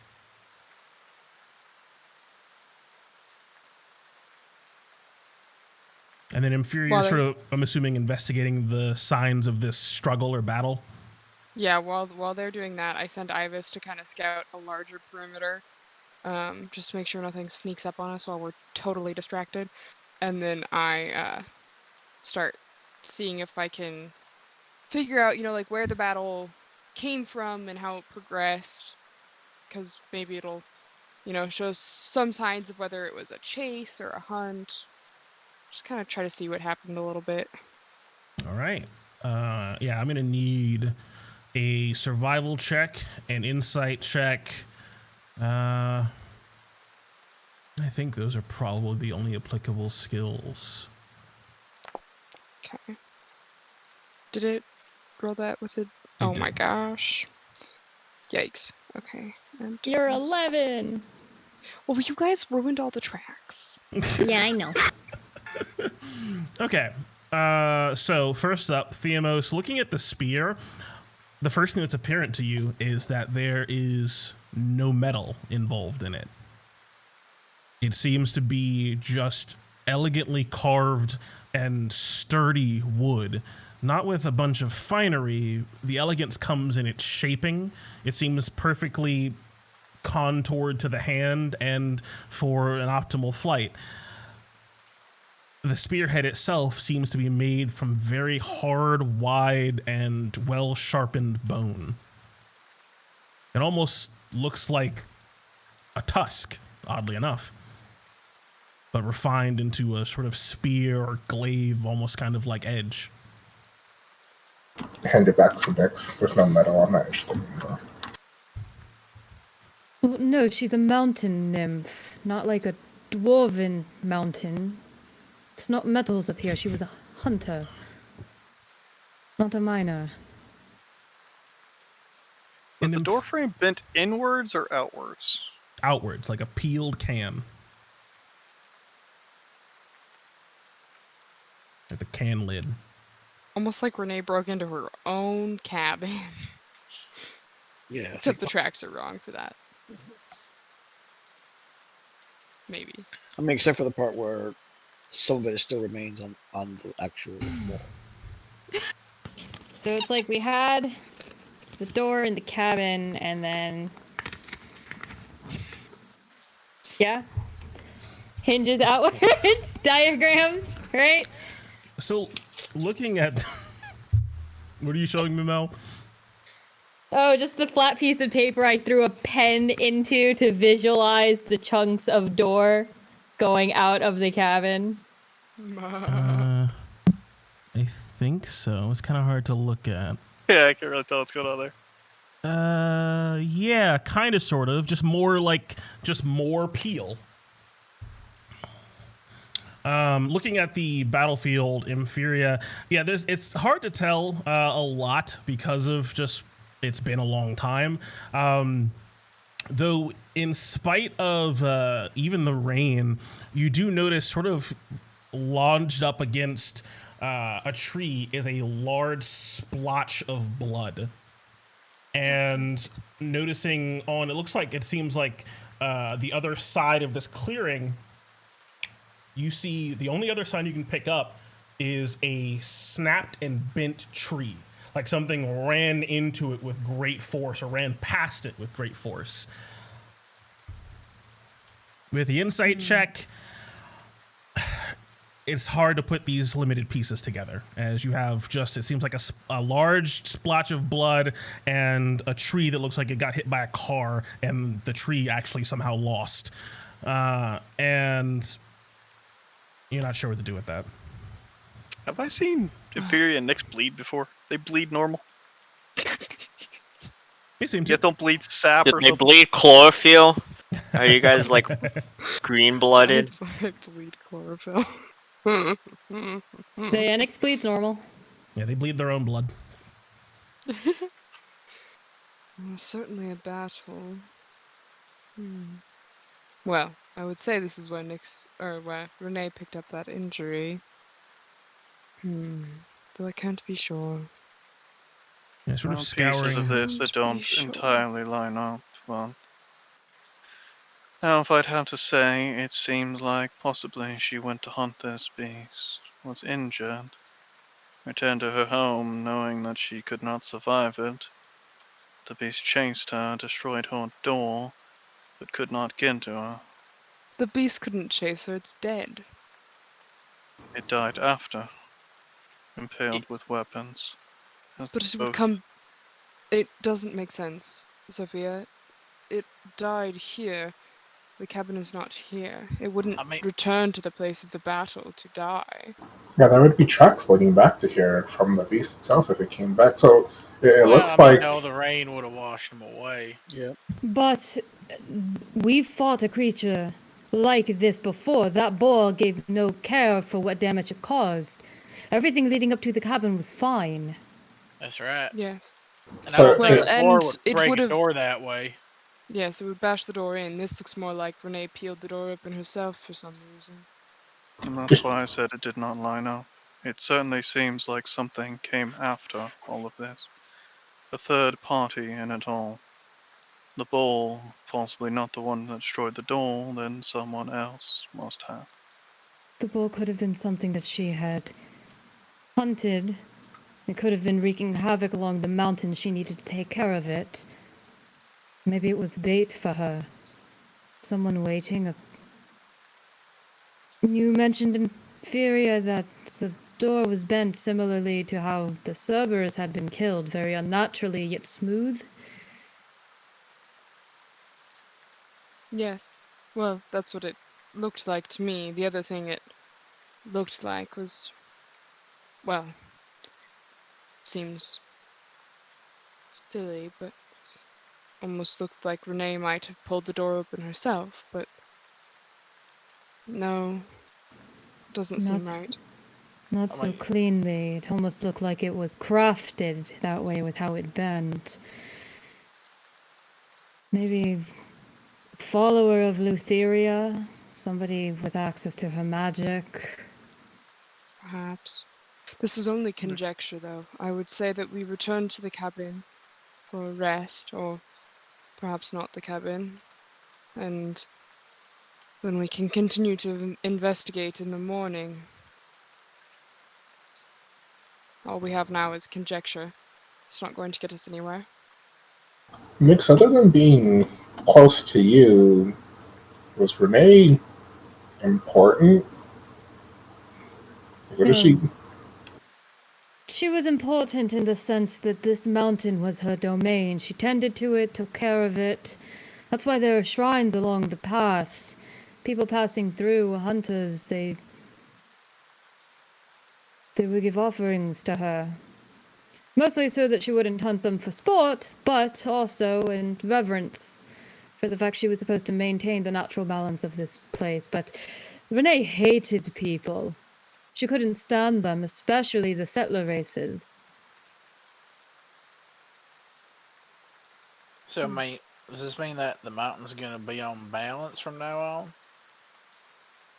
Eventually, another Oread spirit is going to come down and take a physical form and replace Renee's.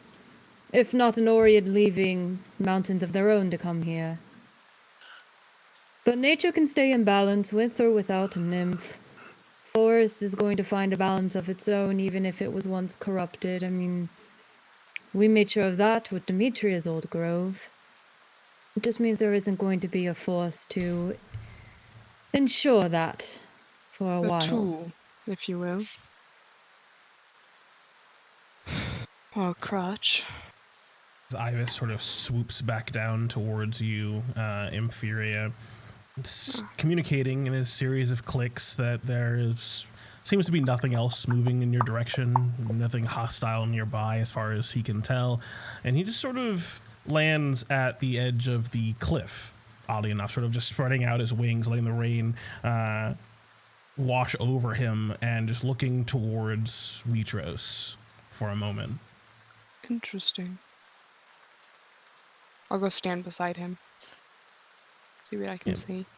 moving toward the cliff edge, you can see this wide open expanse of, it looks like more trees. You can see like a sort of defined path almost seeming to cut through them off in the distance, leading towards, squinting your eyes, like this large sort of city gate way off in the distance. Hard to see, but you just managed to sort of piece it together. It's almost kind of a beautiful vista in a way, if it wasn't so dreary with all this rain and all that seems to sort of surround it. And you hear Ivis click as he seems to be looking down. Down?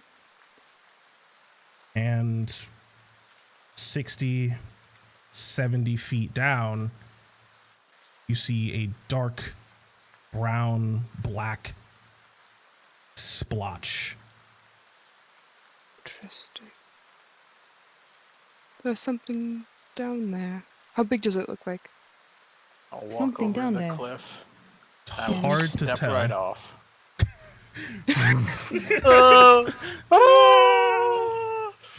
Whoosh. As you quickly descend, Mercury, and about 10 feet from the ground, I wager you would most likely hesitate as you realize what you're approaching. A bloody ruin. I did carry the 3 years in that dungeon. I saw that shit. Nah, I mean, I saw a fucking 3-headed dog get just eviscerated with guts everywhere. I think I'm pretty used to gore at this point. All right. Yeah, coming all the way Just down here, you just see blood everywhere. So I'll just hover right above it and kind of look at it. What's it look like? Is it humanoid?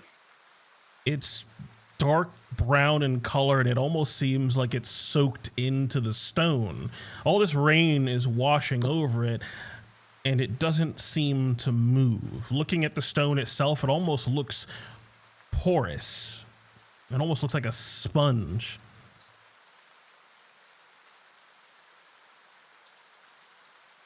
Sponge. Stone looks like a sponge? Yeah, weirdly enough, just the texture. Oh, I see.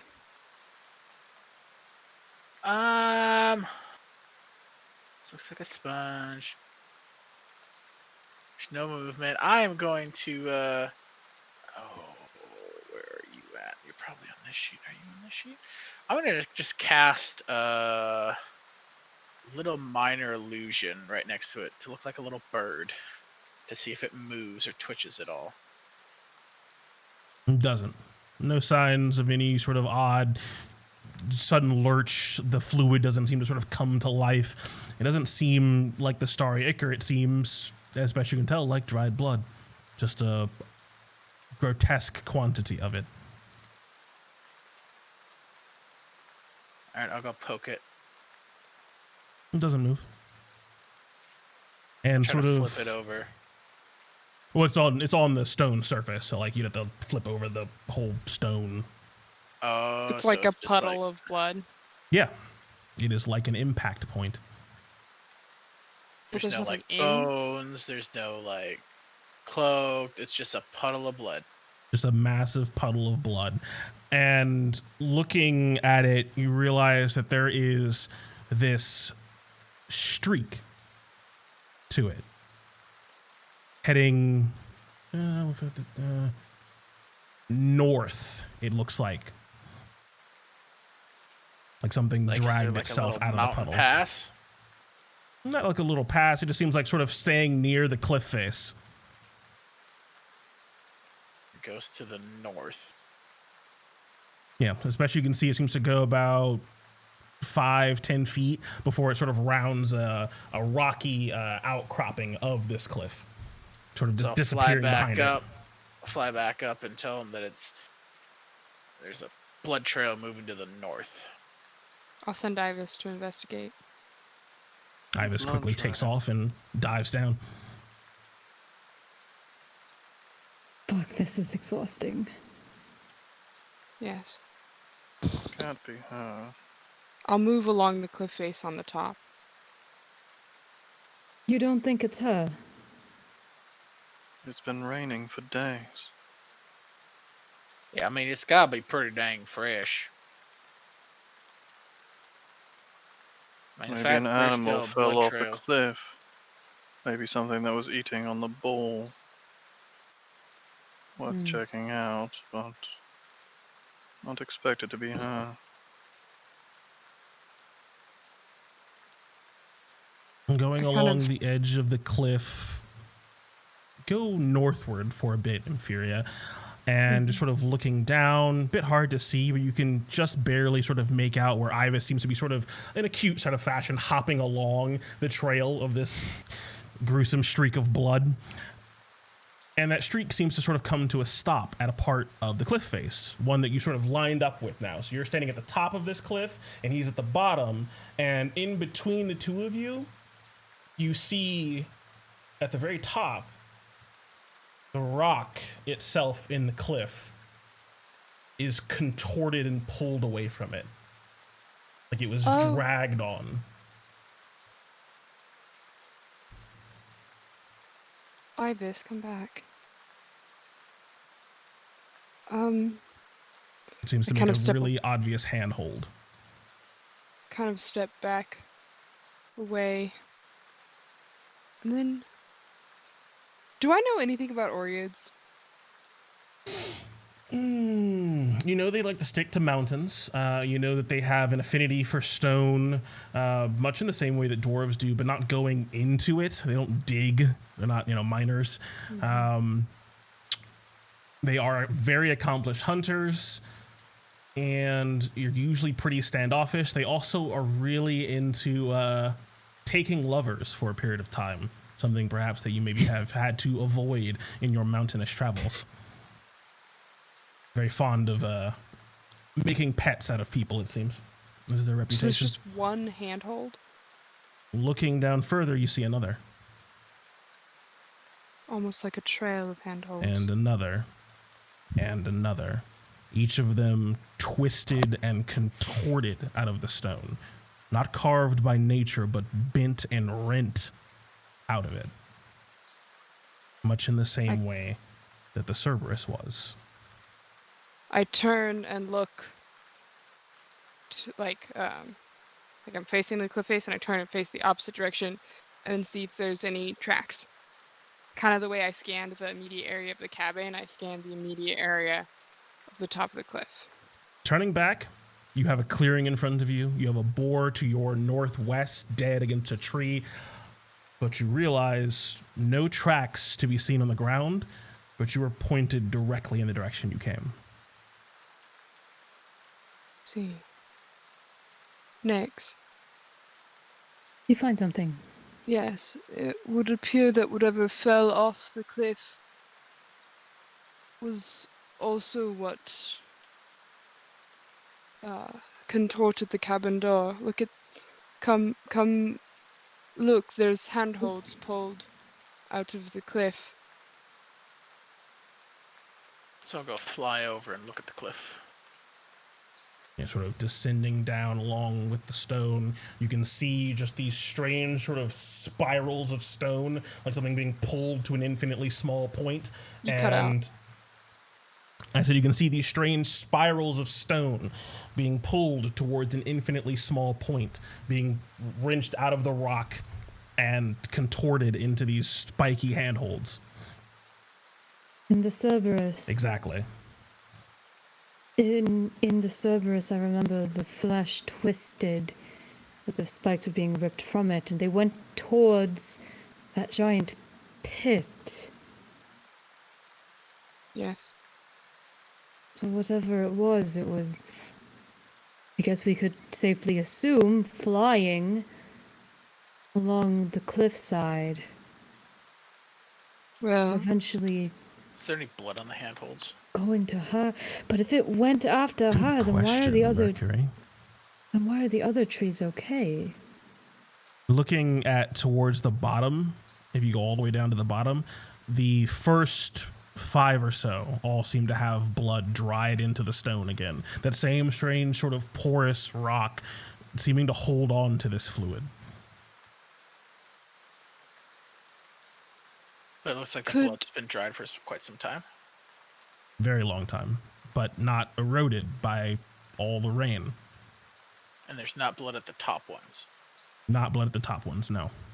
There is the large pool of blood back where you first came down, this streak here, another larger but another sort of medium-sized pool at the very bottom, and then just blood on the handholds for about the first 5, and then the blood seems to just stop. Is there any blood on the ground leading away from the cliff face? Nope. I do the same. So I had Ibis do this kind of like sweep back and forth motion. I do that leading away from the cliff face towards the cabin, examining carefully to see if there's any kind of track. Okay. That'll take about another 10 minutes or so for him to do it thoroughly. Sure. So I'll fly back up and let people know what I saw. And as Ibis does it to the cabin, I'll do it through the clearing kind of thing. Okay, you might be able to do it faster with your much higher wisdom and experience. Give me a survival check with advantage. There we go. 25. It is perhaps at the last second before you get back to the tree line, you see a single injured footprint, much like the others, underneath a tree between roots, leading directly from the handholds. If you walk just in a straight line back to where you came, you find a single footprint that lines up with it. Nix, whoever caused these footprints was the one who pulled the handholds. Did Renee have any kind of way of, well, manipulating stone? Manipulating stone. Oh, gods. They try to remember if Renee had that kind of magic just innate to her. It is not uncommon amongst Oreids, but it is not a universal thing. And Renee expressed some spite at not having those gifts, having to do everything the old-fashioned way. Obviously be a strange coincidence for it to create the same pattern of what we saw before. Well, what Maneus said, and of the description of the creature, and then what Vulcan said, something about the creature and how it was a corruption that hadn't been seen in a very long time, and the timelines.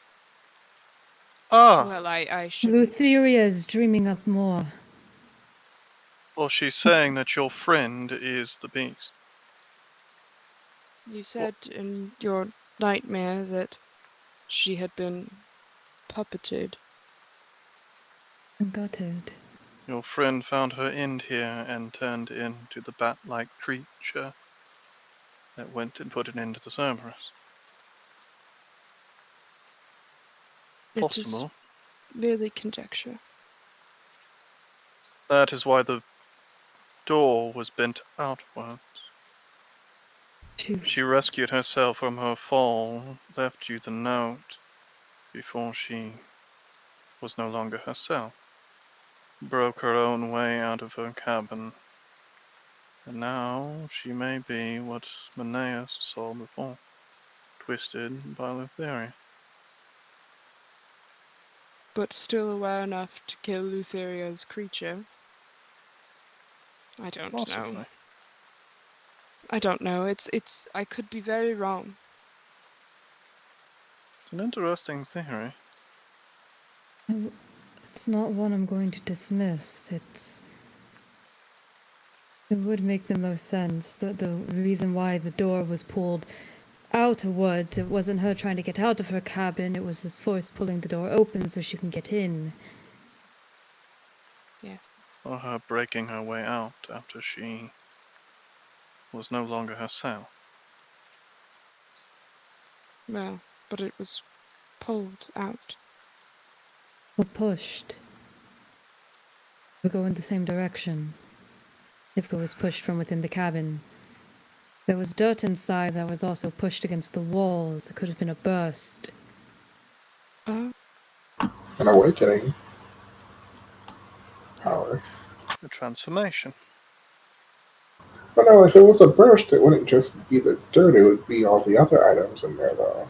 Everything else was pretty nice. This is true, unless it was merely it was more gentle. But we are very deeply in conjecture now. I mean, speculation. Yes. Not to be kind of insensitive, but I'm cold and wet. Can you go inside? Would probably be wise to seek shelter. Wait, you don't do so well in the rain, Thamos? I mean, rain doesn't bother me too much, but like we've been in rain like for the past like 12 hours. My underwear is soaked. Wait, you In fact, wear underwear? uh, I always kind of thought you were kind of folk that didn't really wear it. I mean, Is there nothing else we can glean from here? I saw nothing else, no. This track here is the same as those at the cabin, and we have assumed they belong to Renee. you'd probably find more with more light. It's getting kind of dark and it's already stormy. I doubt we would be able to glean any more information from those tracks, however, because it is just a straight line back to the cabin, and we saw 3 at the cabin and 1 here. We would just be filling in the holes of the trail at this point. I do agree. I think we've hit a dead end of sorts. There's enough contradicting normal information that something odd obviously happened without being able to witness it ourselves. I can feel you said. Only conjecture. I'm gonna chip off some of this porous rock from this cliff face. So it don't seem normal that rocks just absorb liquid. Definitely doesn't.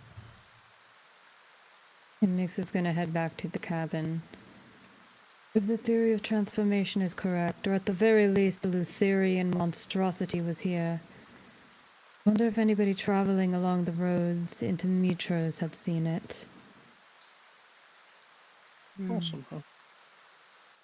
Also leans to why the blood has lingered for so long. Maybe the transformation was already in place during her fall, and already started to take on the characteristics of that ichor.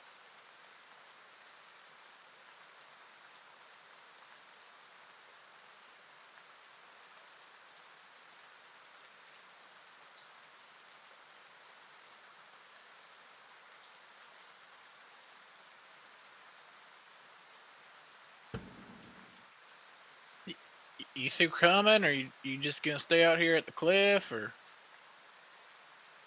Oof. Mercury, Yep. could you break off one of those stone handholds?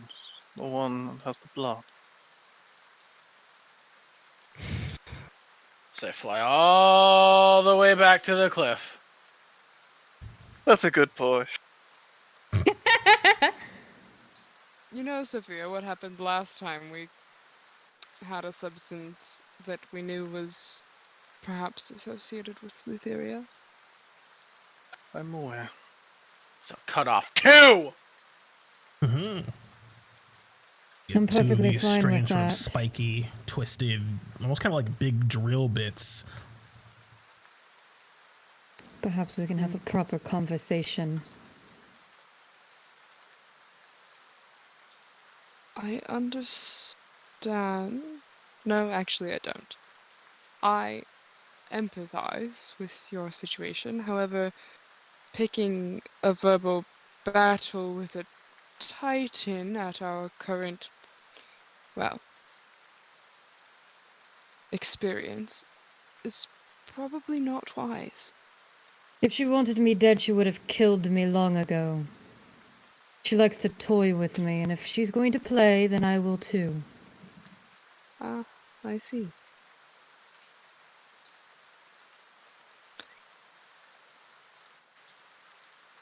Well, What have you got Interesting up to your think sleeve? what gave birth to it, though. If it started here, what seed created such a beast. It's interesting. Yes. If Thylea dreamed it up for some reason, then I'd have to wonder why target Renee. The only timeline we have or any essence of one is the rotting food. So perhaps this did happen a month ago. That carcass is ancient. Renee wouldn't slay a beast that grand and then leave it there to be picked off. She wouldn't leave her weapons either. May Yes. also give evidence of why the food was not picked at by rodents. If she turned here, maybe there was a smell that lingered. An essence, something like the echo that drew wildlife away. Something that would push away Yes. any other life. Thinking back, do I remember seeing any wildlife in the immediate vicinity that would be normal? Around the mountain, where all that blood was? Like between here and the cabin? Between here and between like the incident point in the cabin? Yeah, just all the ground that I covered in all my investigation. No The wildlife. only thing you saw a smattering of were a few like birds, but no big wildlife. Most of the birds seem to just be sort of flying up high, but nothing. No like squirrels, no small rodents, nothing bounding between the trees. It seemed pretty empty. The forest was weirdly quiet now that I think about it. That could be very correct. Almost deserted. How did I not notice before? That's very concerning. What pieces are put together? Yes. Good. What if she's not gone from this place? What if she's not the bat, but she is transformed? Maybe she lingers. Well, then that would mean it would be unwise to stay here. That's... ominous line appears out of... Good timing, Thamos. Really good timing. All the way back.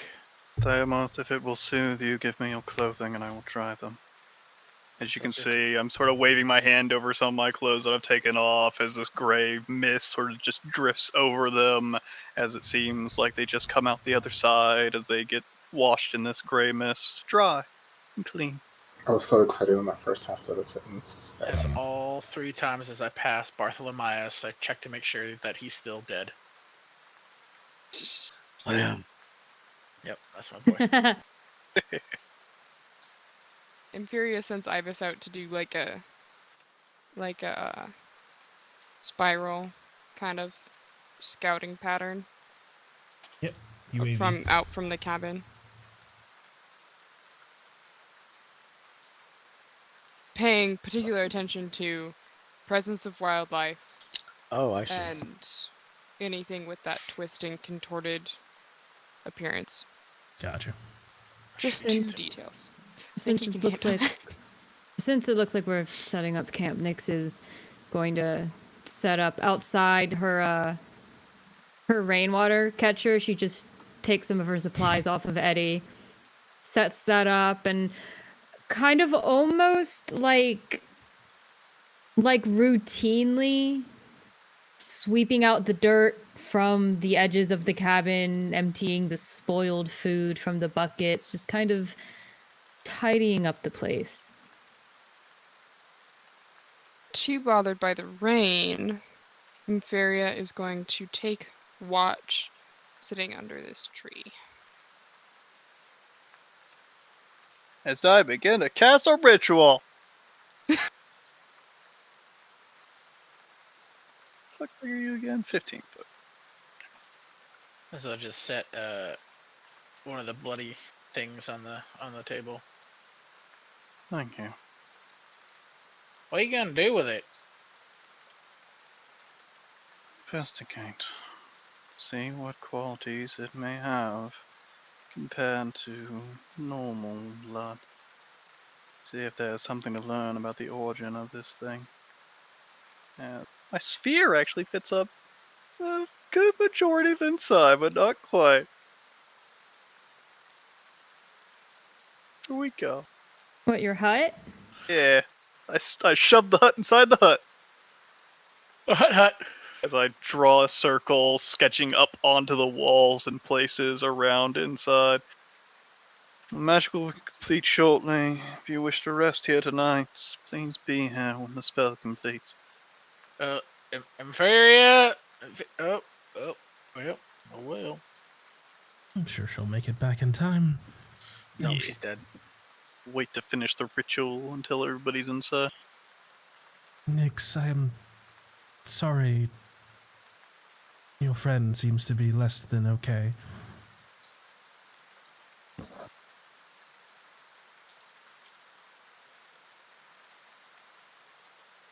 I appreciate your sympathy.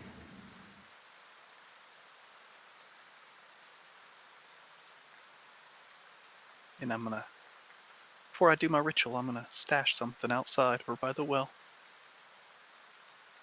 What are you tucking over by the well, mister? I don't know where it was. Be careful though. That well doesn't have any rope or any, buckets or nothing. There's nothing there. I'm just popping up a loose rock or so and sticking it underneath it. Putting the rock down on top of it. Certain little vial. Very conspicuous vial. When do you take it out of your bag? I basically, when everybody's getting ready before I do my ritual, I go over the well to basically pretend like I'm getting water or something to drink. And, just find a loose rock when I'm over there. Pop it out of my bag. Pop it under the rock. And come back. Start my ritual. Yeah, as you take it out of your bag to put it into the rock, you can see and feel immediately this vibration in your hand in the vial and see the fluid inside of it alive and moving like a trapped animal. Like it is, and it just seems to be pulling in this, it seems to be smashed up against the wall of the vial, like it is trying to get past you and into the cabin. Interesting. I take out the spiral rock and put it up close to the vial. And see the fluid inside of it seem to sort of, for lack of a better word, look at the spiral. This is just like, oddly enough, kind of like that weird sort of water that you encountered so long ago in the Oracle's grotto. That strange sort of, it almost had a face and was holding on to the Oracle. This weird creation. This fluid seems to move a lot in the same way, though not properly a creature, it seems. No face, no calls, no screeching. But it seems to sort of look at this spirally rock and to push itself up against the glass again, not with the same force, but with purpose. Nice. Yeah, knowing that, then I'm going to take a different vial out of my bag and ding, ding, ding, drop the stone into it. And, just hide the ichor out here, though. I'm going to keep the sealed stone with me. The spiral? Yeah. It's like a knife in size. Sure. So you probably wouldn't be able to stick it into I don't know if you have a dagger-sized vial, but it is like a. It's like I got a lot of different shaped vials because I know I'm gonna be gathering a whole lot of weird shaped stuff. I got big old mason jars that are enough to fit big old Gaigon eyes. I got all kinds of shapes, baby. He's a fucking the Bed Bath and Beyond of fucking jars over here. Oh yeah, I've got a wide assortment of jars. Anything I thought I might need. Stick the weird stained unicorn horn looking thing into the jar that you conveniently have, like my pile of infinite black handkerchiefs. Alchemist supplies. Everything you need to alchemy. Nondescript. Like component pouch of jars. Nice. All right. No problem. Leave the ichor out there. Leave the ichor out. All right. Cool. But yeah, and for the record, the horn didn't seem to, or the horn, I'm calling it a horn now. The spike didn't seem to react or vibrate or move or anything like that. It seemed inert as best you can tell, whatever was going on there. I assumed as much. That's why I'm taking it back in with me. If it was started wiggling, then they started like magneting together, like you were trying to put two magnets together. That'd be a problem. Yeah. Perfect. Welcome back.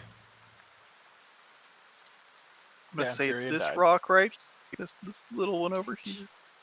Oh shit, I dragged my thing. Oh, I don't know where that other one went. I was totally inside while the mini hut was put up. Hell yeah. And then I go back out. Yep, yep. All right, as you guys are settling in now at about 7:50. Sophia realizes she needs to go to the bathroom, but oh no, she can't leave! Bust out the bucket. Truly a tragedy.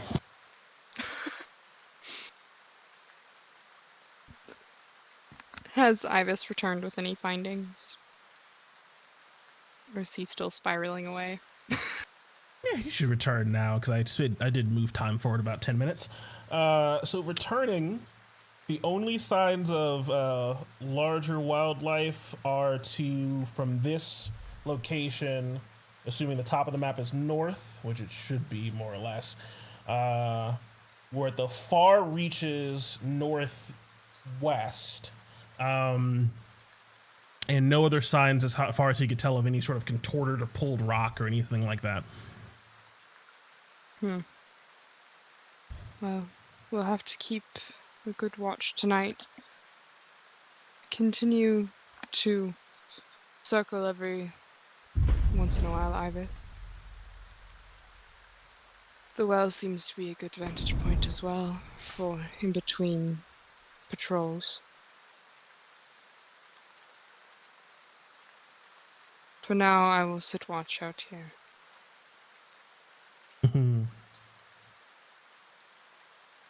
I'll take last watch. Yeah, what are the watches looking like? Inferior's on first. Third. Trace usually takes last. I'll take second.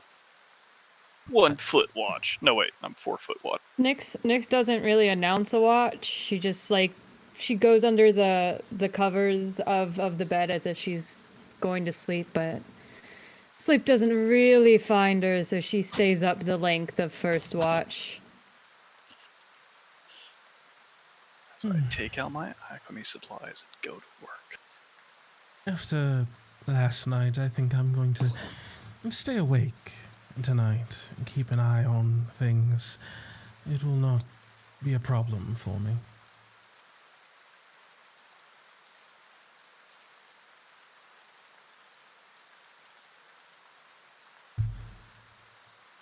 Actually, I have a table I can work on today, not a stump. Yeah, you have a whole ass table, nicely carved. Yeah. So I'm gonna start crushing some minerals and setting them to boil so they can turn into oil overnight. Oh yeah, alchemy. Alchemy. All right. As we get into first watch, seems quiet besides the ever-present rain and the occasional clap of thunder. Furia and Ibis outside, keeping a close eye on the surroundings as dusk turns to darkness.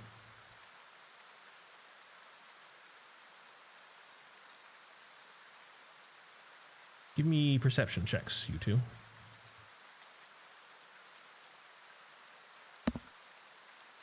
Yes. Sorry. No problem. Perception. And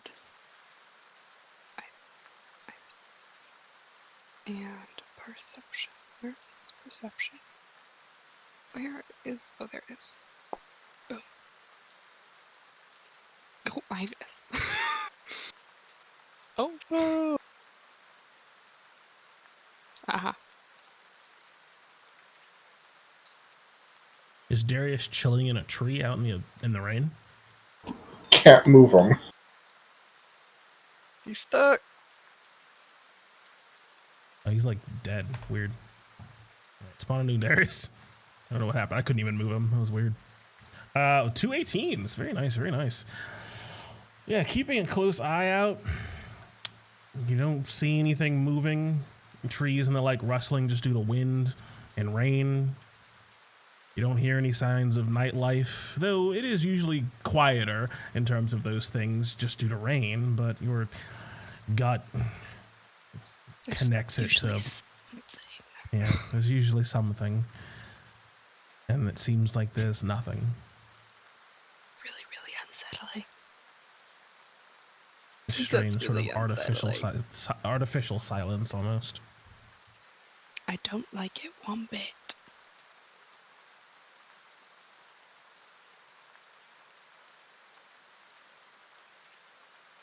As I think, just Sophia and Nyx are awake inside the cabin? Yeah, Nyx is just lying. No, and Bart's awake. Nyx is just lying under the covers, just turned away from the general group of the cabin. But she's holding the lynx pelt close to her and having a thumb run over its fur and just staying awake. Just having the events of the day run through her head, just trying to piece all the clues together. She's trying to go to sleep, but it just doesn't really come to her.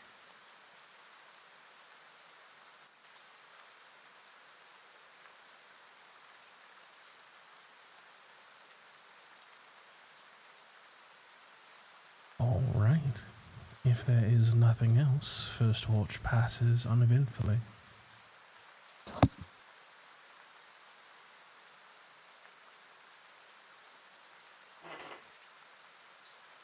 In theory, it comes inside to rest, but Imus will continue doing regular patrols.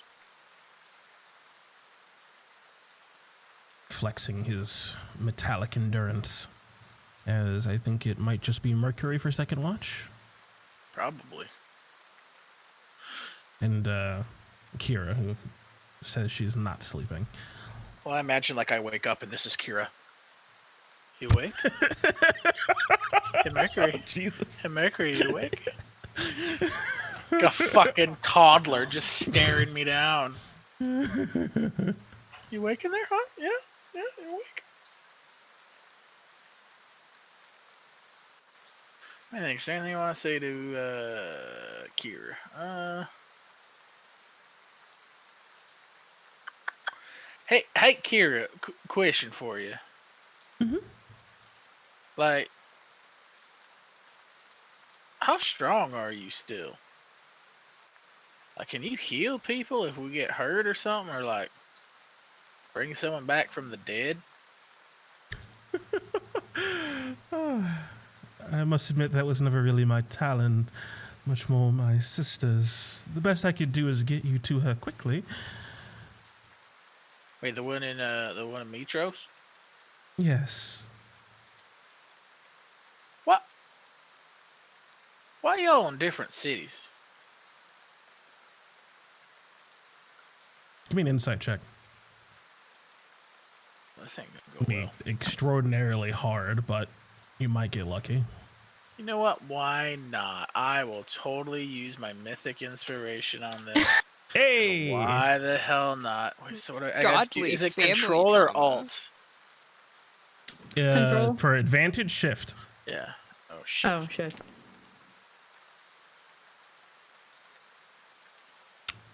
You notice a twinge on her face, but it's must have been a trick of the light.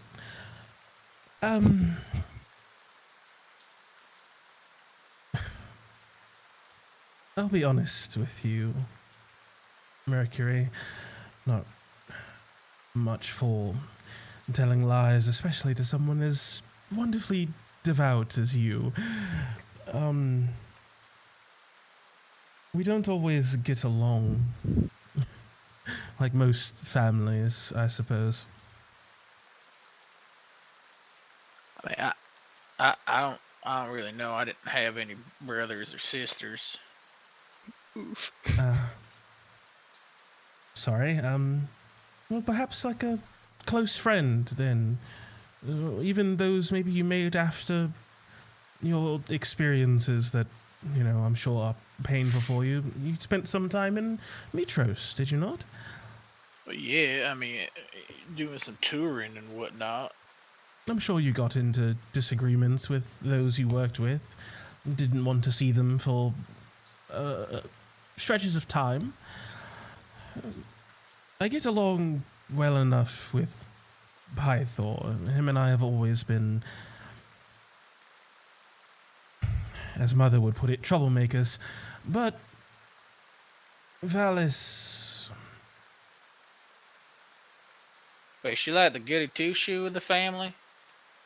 You could say that. She's the oldest, as it were.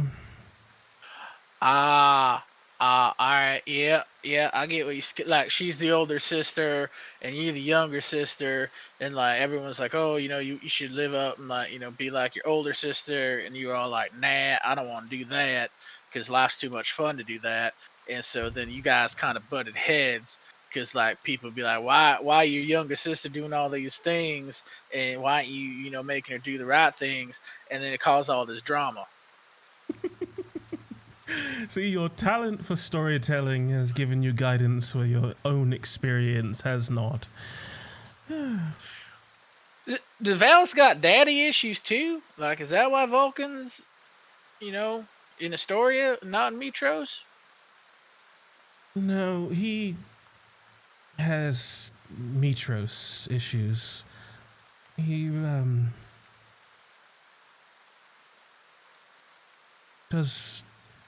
he carries a lot of grief in his heart, and he tells himself and us it's to keep an eye on Pythor, but as you and I both know, he hasn't really done a good job of that. So he sort of looks over towards Theamos. But he means well. Valis has always been the prim and proper favorite child, if you will. Right. What's he got to feel guilty about? What kind of grief he carrying around? Like from the war?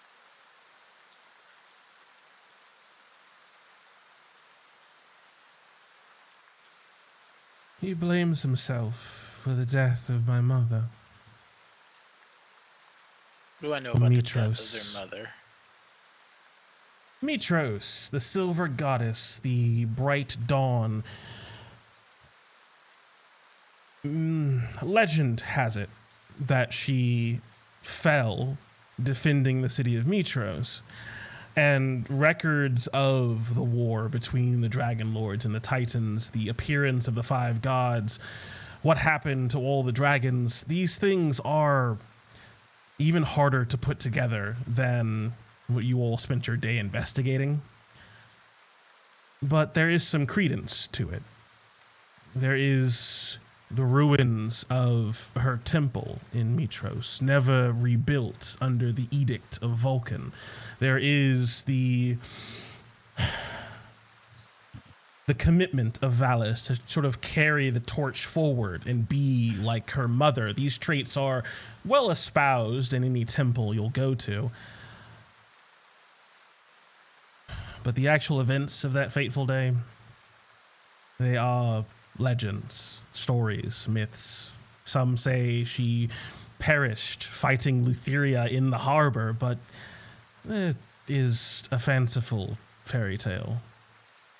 The true events are hard to pin down. I mean, like, I get it, right? Like, it's a husband's responsibility to, protect his wife, and, losing a spouse ain't never easy. I mean, that must have been a heck of a burden for your sister.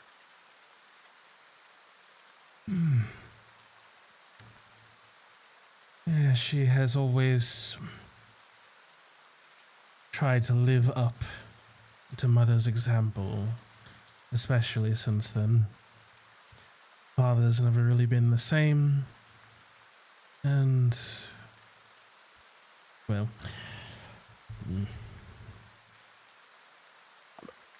should make you feel guilty that you ain't helping out, living up to your mother as well?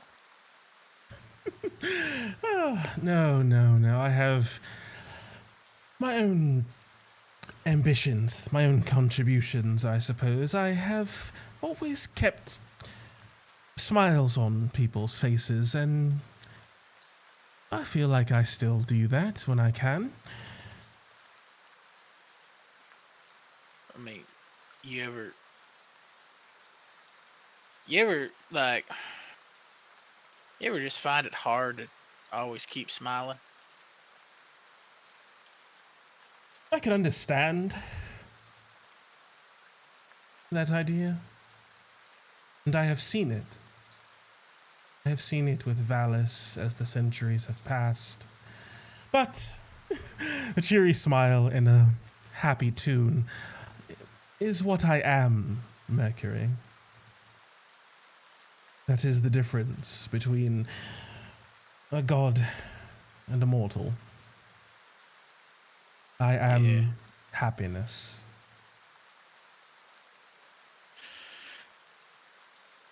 Yeah, I mean, I get that. Like, I'm glad that you can always be happy. It ain't easy. I mean, I heard stories about when you'd come and visit Yavin. They say like you never happier than when you were there. Especially when you went and, toured the great temple and came for the festival and saw all the sonnets and songs and plays that were put on in your honor. And I mean, I don't know, like, we always thought that you're kind of the highlight of your life, but apparently that's just not real true. I mean, if you can forget all about us and it don't seem to affect you at all, well,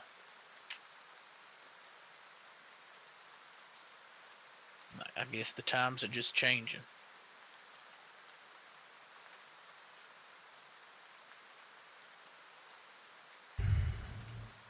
I am happy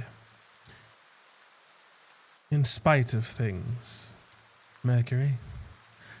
I am happy because it is what I am, not because I choose to be.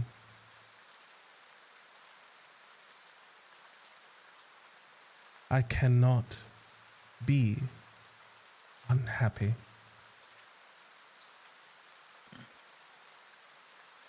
Even if I carry regrets. Well, I mean, I guess to be God, true blessings. It certainly seems that way. Yeah, well, I better go check outside, make sure ain't nothing sneaking up around us. Make sure to keep, I believe you called her Kiki, dry. Oh, yeah, she'll be fine. Birds love water. Just not like swimming in it, but like, they bathe themselves in it all the time. It is darkness outside. It is darkness. Yeah, darkness. Let us go look around. Watch the rain. It reminds me of home. I'll just come back in and go back to bed. Oh no, it's the Kishi curse, the doors. Why do you think he knocked it down? Well said, Mercury. Go ahead and get yourself a training point for that.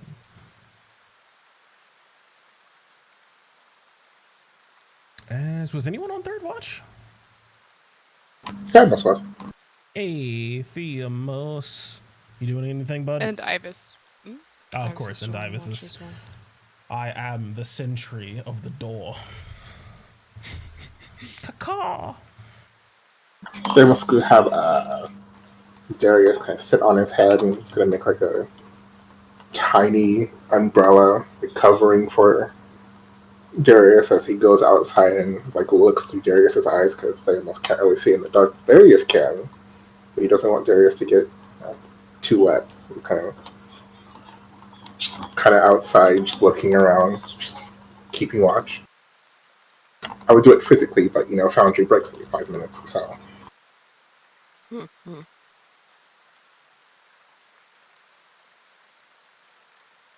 Can't you go? Maybe you have a different foundry than I do. There we go. I can do it with the arrow keys. Weird. Darius joining Ivis with some looking out.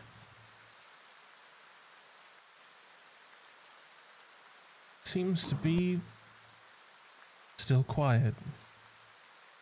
The rain waxing and waning throughout the night, but nothing approaching or rustling through the trees towards the cabin.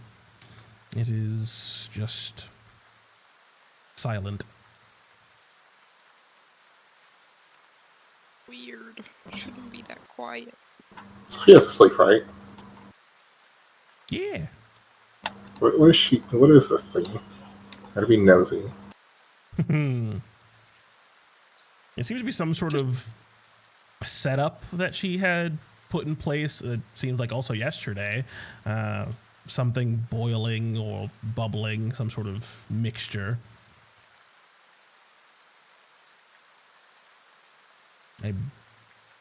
What are you making? Making some oils. You saw her probably take out a small gemstone and crush it up and start boiling some. Looked like water that had some other strange liquids or something in it, but it seems like the crystals inside the water are actually dissolving over time, as the water itself is actually boiling away. As by third watch, there's probably not a ton left in this thing. It's probably just this like slowly blobbing up, like viscous liquid at the bottom of this thing. That there's maybe only like an inch at the bottom of this. Sort of like a black cauldron, but like a little mini version of it. Is it on like an open fire? Yeah, it's got like a little. It's basically like a candle underneath it, but a larger candle. What are they called? Bunsen burner.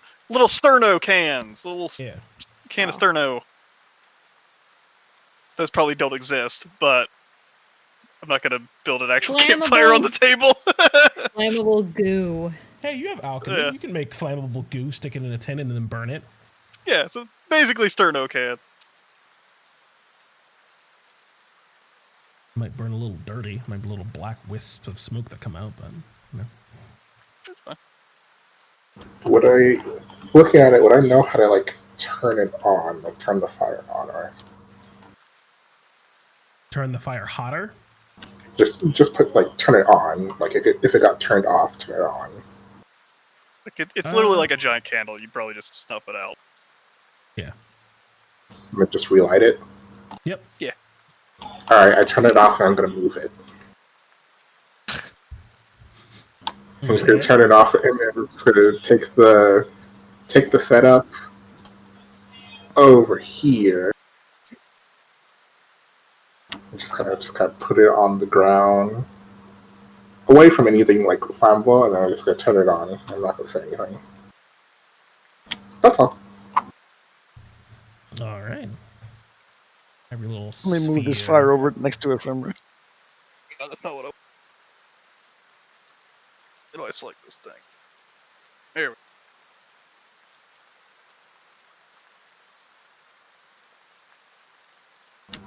Oh wait, but that's really close to my fire. I don't want to freak her out. Fuck. I thought that was the point. I was looking forward. I thought he was doing that. No. Next to a fire. I had a fire right next to her head while she's sleeping. Let's see you sleep now. Let's induce panic attacks. I was pranking Sophia, not Inferior. Flame right in front of your face. She just wakes up, kicks it over, sets the whole cabin on fire. Nope. I don't do that. I'm not planning on traumatizing Inferior. I was just planning to prank Sophia. Just so I'm not going to do that. vigorously. You want to put it on the countertop, or? I'll do that. I'll just put it on the counter. not in front of Atreus' face, and then just, sit around for my watch to end, looking through Darius. Yeah, popping in his eyes. He can see nice and clear off into the distance. Everything seems a-okay.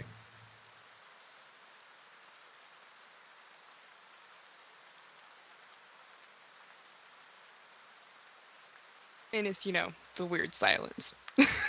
Of course. The horrible, weird silence. And as you come towards the end of your watch, Theamos, you get this sort of chill on the back of your neck, this sort of uncomfortableness. And Sophia's bubble has been comfortable. I don't know if anyone popped into it in the forge, for instance, but if you had, it would have been much cooler than even the reduced temperature in the active forge once the ventilation turned on. In here, it's been quite comfy, nice and dry. Like, kind of gross almost, like you have like goosebumps. You feel unsettled as you sort of spend more and more time awake in this bubble, sort of in the silence of it all. Something just doesn't seem right. Oh no.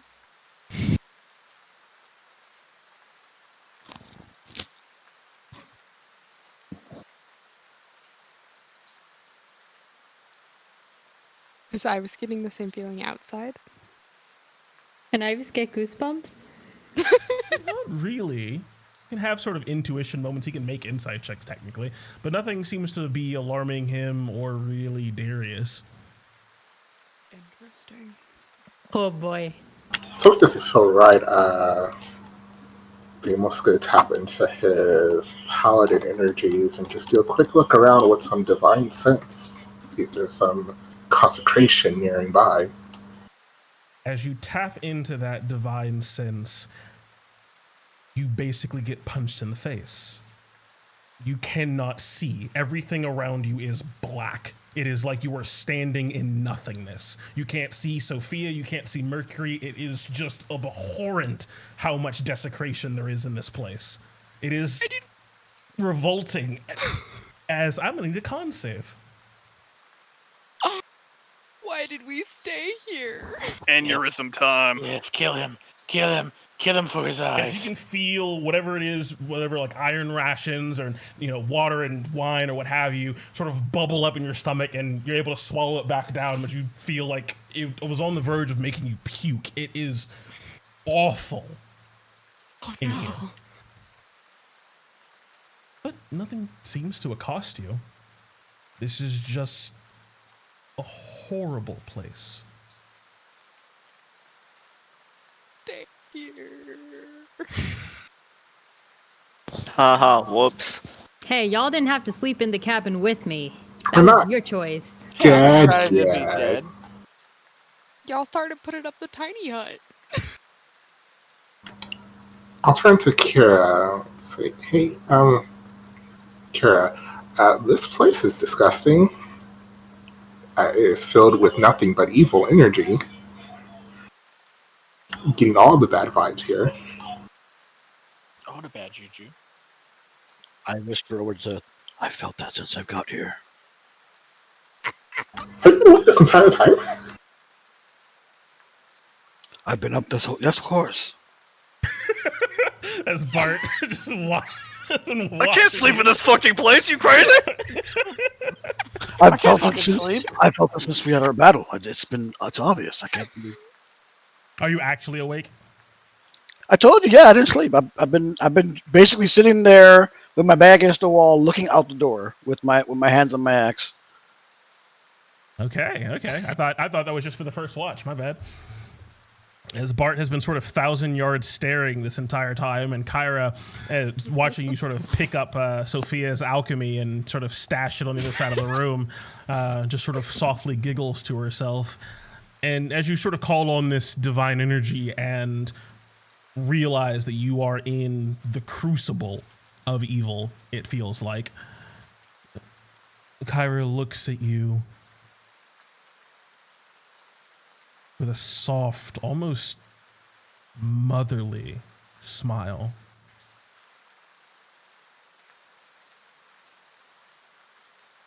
tell her, Theamos?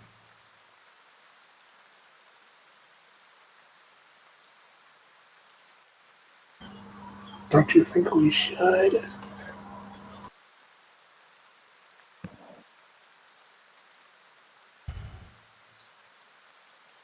I can sense that there's a lot weighing on her heart. And I am hesitant to place a finger on the scale.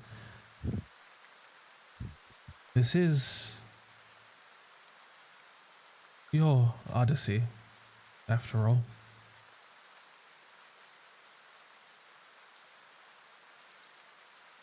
Do what you think is right. But I wouldn't. Not now. Not while she has time to ruminate on it. Worry. What exactly does it mean? It means, as looking at her, you can see just this weight on her face and her words, a seriousness that you have not seen her really use. Lutheria's torment continues.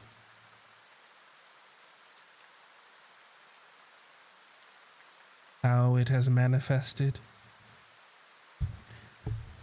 I am loath to even dream of it.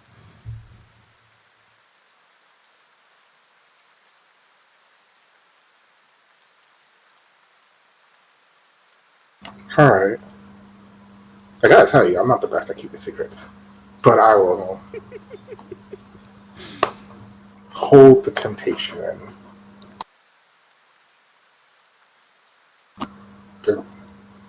Are you gonna tell her, Bartholomew? I slowly shake my head from one side to the other, like a no. Are you gonna tell Sophia where I hid her concoction? I don't give a shit about her concoctions. Okay, cool.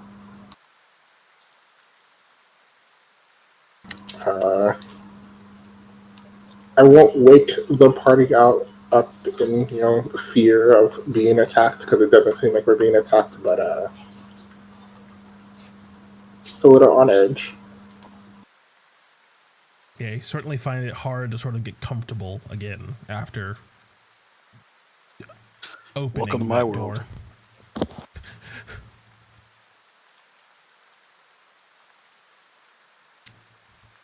As Bart and Theamos both get yourself some trading points, my friends. Well done.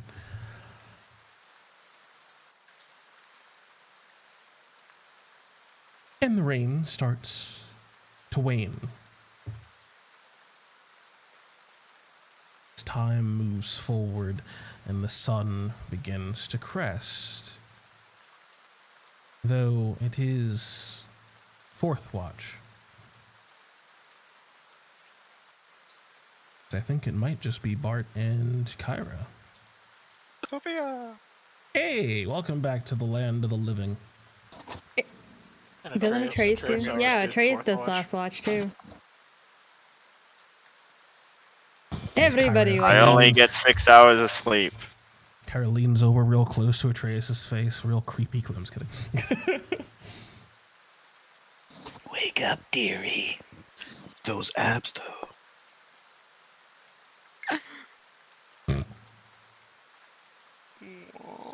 Hey. What's that? thing? That's thunder. Are you shattering the whole cabin apart? I don't know. It's just She woke up and it something's felt missing. evil. So everybody must die. Oh, Murder. no. I like the thunder effect. That's neat.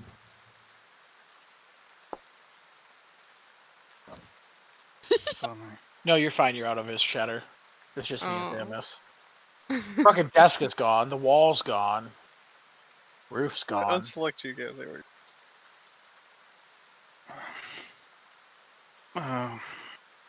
Fun. Hmm.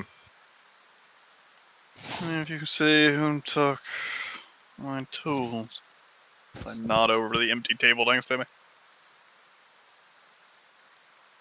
Atreus walks over and picks up his torch. Walks around the room. I guess in the middle of the hut.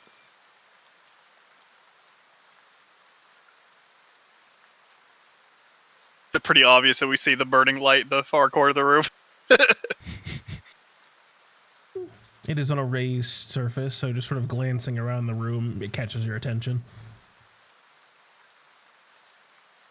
You notice that you can see color in that section of the room.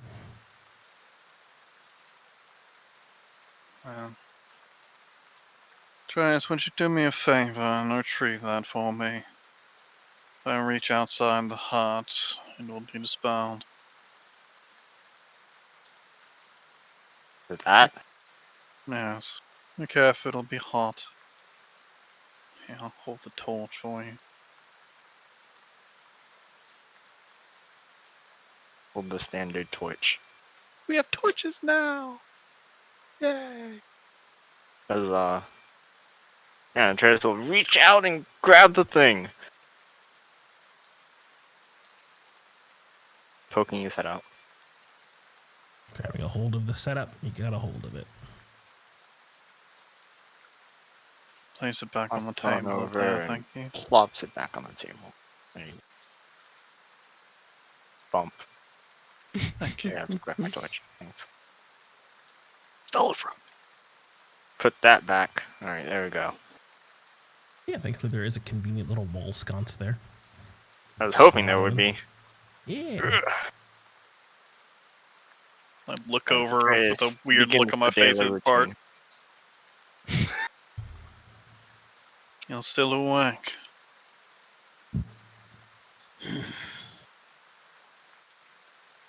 Why? Had some trouble. I thought it best to stay up and watch, just to make sure everyone was safe. You're going to wear yourself out. I'm fine, thank you. Anyway. If you find yourself continuing this course of action, I'll see if I can do something to relieve your fatigue if it's necessary. Just let me know. How far away are we from Mistress? Because it seems our battle with the Storm Child is coming up soon. Another day or so till we reach the city.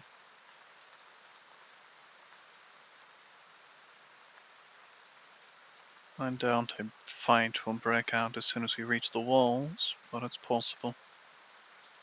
We're yet to know what we really face, the cause of the storm, or where we should go to alleviate it. Hmm.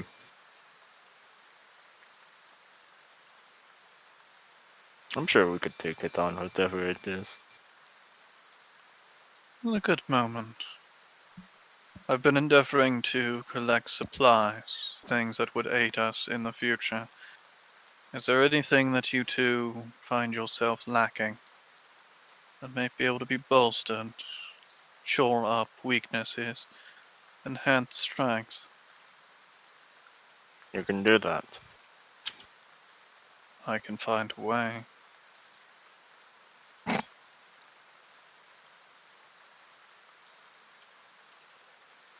For now, I think I don't find myself lacking in any of those things, but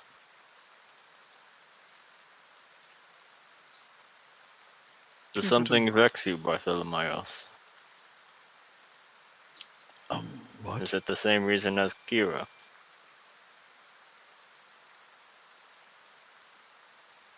I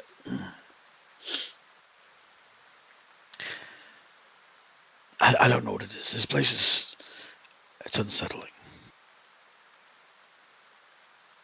As well as we are sleeping in a possibly dead woman's cabin.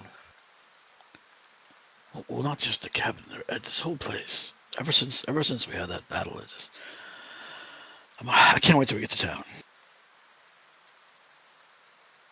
Thanks, two of us. I didn't think a run-in with the Gargons would shake you, so.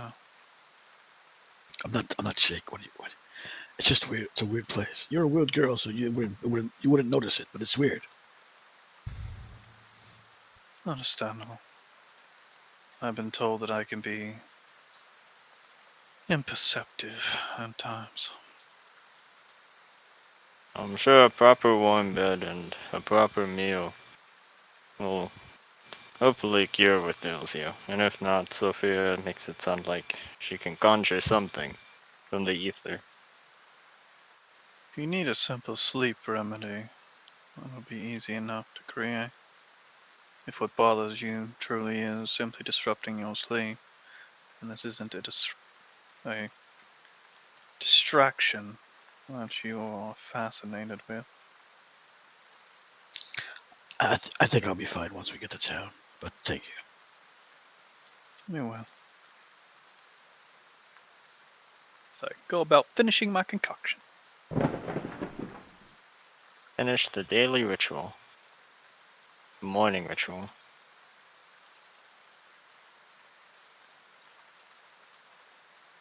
All right. And in short order, time passes onwards, unaccosted. Unsettled, it seems, on a few of your parts. As going without a long rest, Bartholomeos, you find yourself gaining 1 level of exhaustion. How do I do that? I can fix that. I think, if I remember correctly.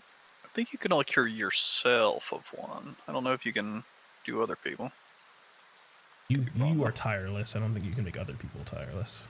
Yeah, because that's the ranger UA thing. Oh, it's hunger, not. I was thinking Good berry. Good berry, but it's hunger, not exhaustion. Have a good berry. It's like a cup of coffee. God, that'd be so powerful if good berry could just take away 1 level of exhaustion.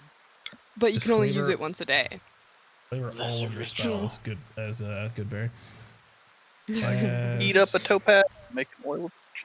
Here, have a blueberry. Oh, sorry, a blue raspberry.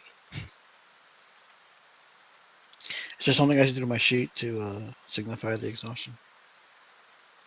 Or just put a little icon over my head? You see the little smiley face above your picture in the top left-hand corner? If you put your cursor over your picture. Oh, okay. Just hit the 1.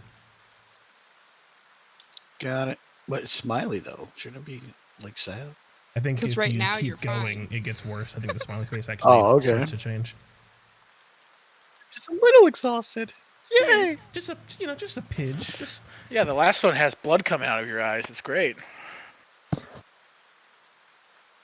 Don't have cause of fear.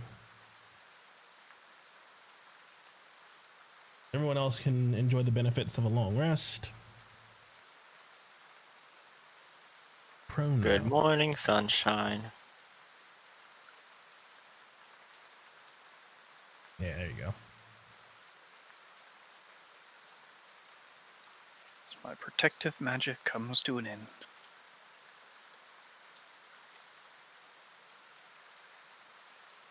I think about it, this torch kind of burned all night, but I'm sure it'll be fine. I just imagine that you swap them out. Alright, go away, torch. Torch lasts what, an hour? So go away. Okay, well I guess the torch is eternal. Oh, no, there it goes. Oh god, where'd all my light go? Darkness envelops us. Okay, never mind, take it back, I want the torch. I don't want targeting, I just want drawing. Bartholomew just freaks out. Daytime. Okay, never mind, it's daytime. Okay, go away, torch. Stupid torch, hate you. Do you delete it? And the rain continues. Okay, go over there. Yeah, at this point where you are now, it's light drizzles. Wait, Bart, did you stay up the whole night? Don't worry. Let's get a move on. All right. Hey. Oh, come on with this door.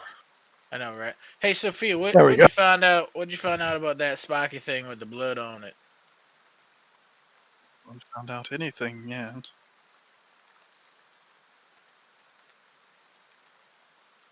You gotta keep examining it.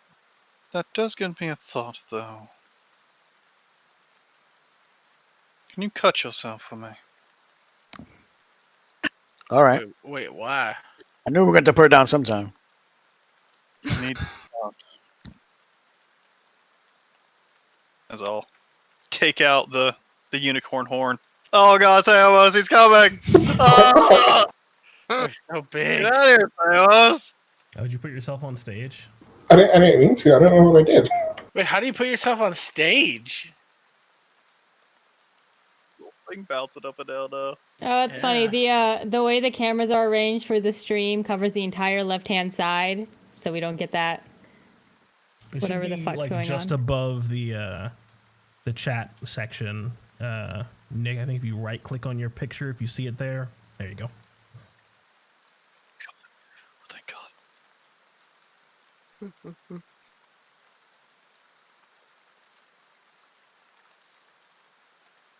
Yes, who's cutting who? Bartholomew also. Break off the end of this, would you, where there's no blood. Just the base, a small bit, maybe an inch. I got one that ain't got no blood on it. Oh, good. Spill your blood on a piece. Why don't you spill your own blood on a piece? Because I don't wish to. Well, here you go. I don't wish to neither. Nice. Huh. You cut yourself at me. I just need a small amount of blood. I take one large step away from them. Do you have a dagger? Yes. I only carry Hand him big my weapons. Okay, Trace just You always gotta have a dagger, come on. Yeah, of course I you got do. a dagger. Trace pinpricks his thumb. Where do you want it? I just hold out the base of the spiral stick that doesn't have any blood on it. Just press it to the bottom. Trace will take the stick and then just, I guess, grind it into his thumb. Not really grinding, but more like, you know, rub the stick against his bleeding thumb. Like this. That's good. And so I'll open the jar with the spiral one covered in blood, and I'll drop in the one that just has a little bit of a trace blood. Close it back up again. We'll see if anything changes throughout the day. Thank you, Trace. Thank you, Mercury.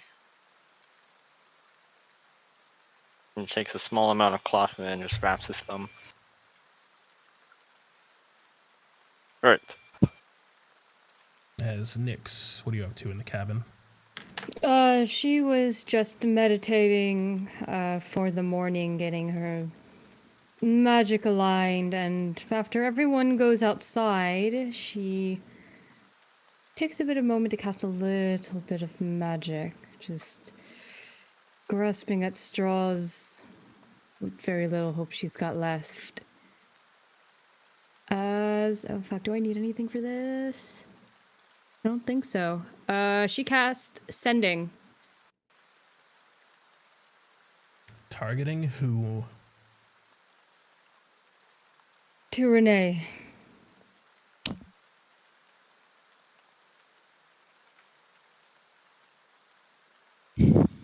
Cheater!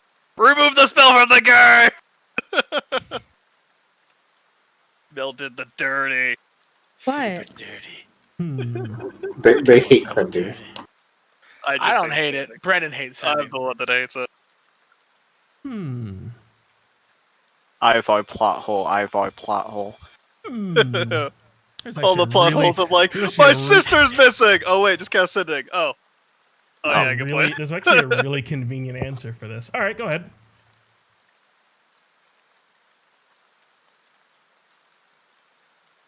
Gods, I don't even know what's become of you. I just need to know if you're still there. Renee, can you hear me?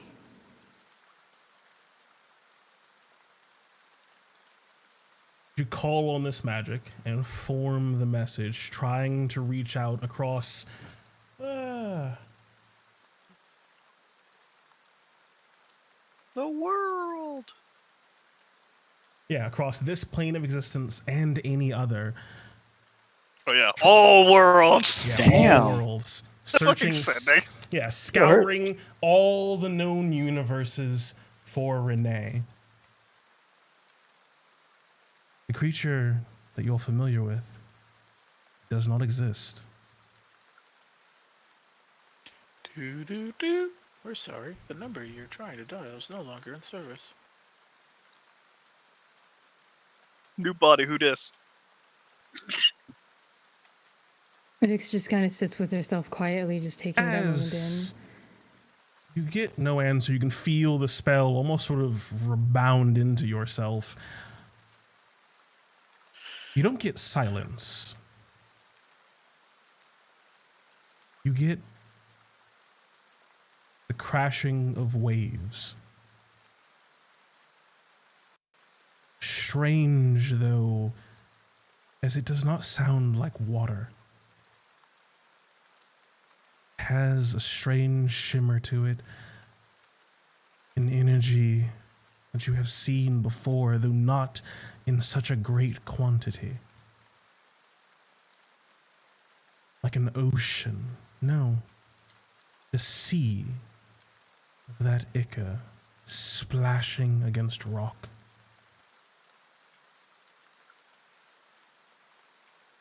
As the spell ends.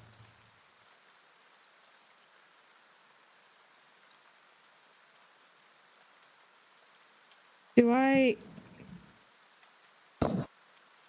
What, is that the astral sea of this world?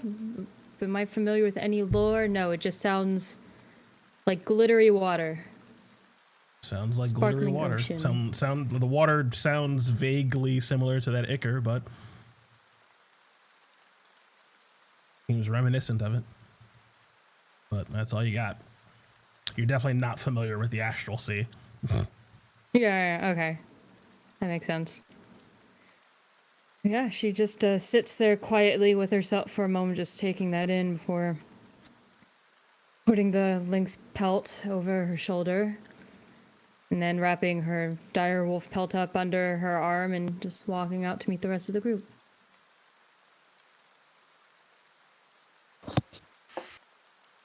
So, are we headed to Mitros? Dude. Is that Yeah, so your that's egg progress check? Yeah, and then I'm also just outside trading, some pyrokinesis, doing some forms. Unless Naked anyone yoga in has, a park. unless anyone has a way of finding Renee, then yes, we'll go on to Mitros.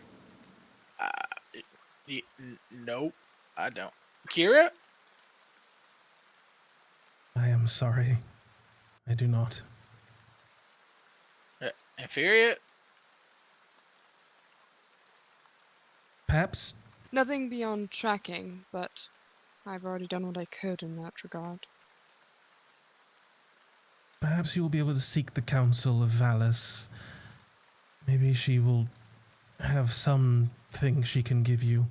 Something she can aid you with. I am not sure, though. This is new to me. Most of it. We could also head down to the library next. I can help you see if there's any books about anything like this. Yes, perhaps. I've got more friends in Mitros than I do in Astoria. I'm sure somebody would be able to tell me something. Alright then. Path continues this way. Unless Sophia looks like she's busy. Just casting an unseen servant over by the well as going to send it down into the well as I put my bag behind me. Yeah, it definitely looks like she's fucking around with something in the well. Yeah, I'll wait for her. We'll catch up. Do you see that? I point down into the well. As you can see, the water dispersing. Trying to retrieve it. So I'm going to send my unseen servant down into the water, retrieve something that doesn't exist. What are you trying to get? I thought I saw something shine. Oh, might have been a play of the light. I sent a bit of magic to retrieve it. It'll find it if it's there.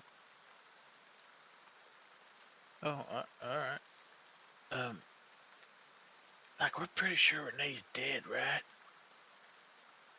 All signs point to her turning into the beast we saw, or something like it. It's quite certain that... well, not certain, but most likely she did not survive the encounters that happened here. I mean, like, usually one of three things happen in a scenario like this.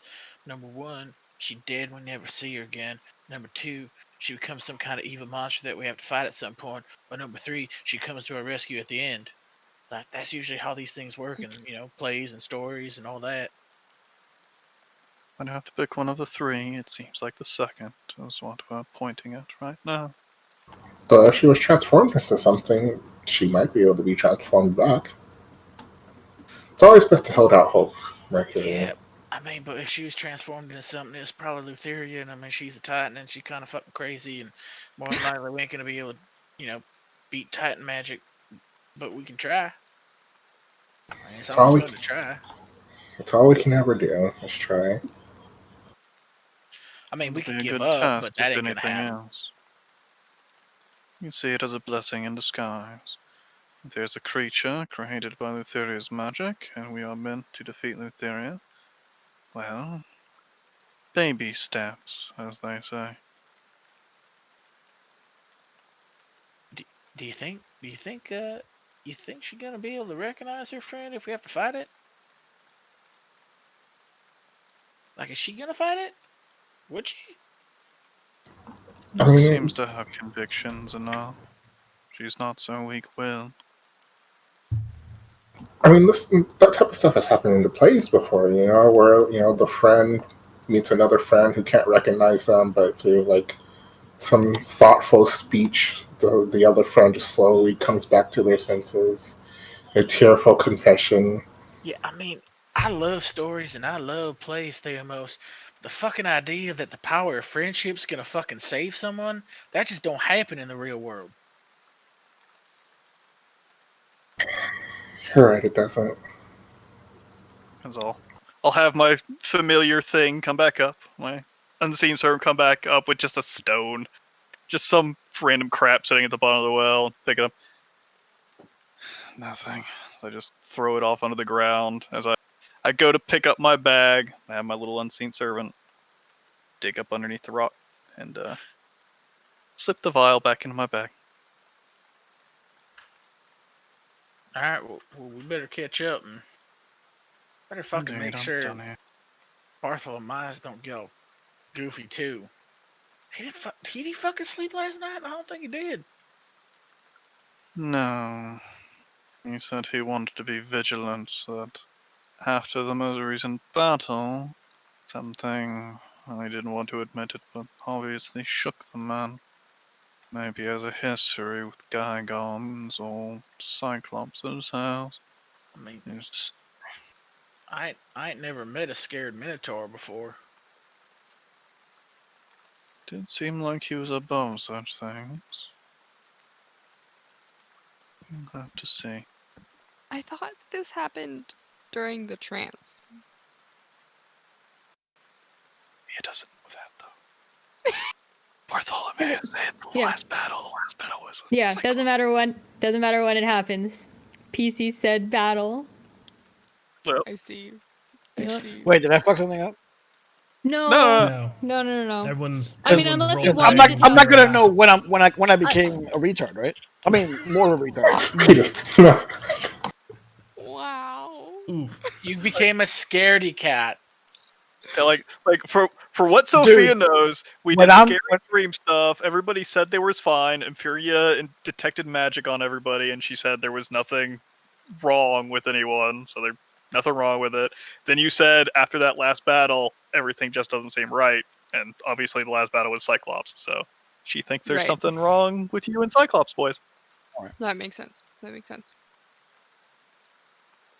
like my character, if he is in fact like if I'm gonna push this whole Madness. worried thing, it you know how it is. It's like at first it's like, oh, I'm just being a little careful, and then later on it's like full blown crazy. I haven't slept in a few days. I haven't ate. All you guys are fucking out to get me. Fuck you guys. Yeah, it's also Sophia's not very insightful. She's got a +1, so she's not the insight girl of the group. There we go then.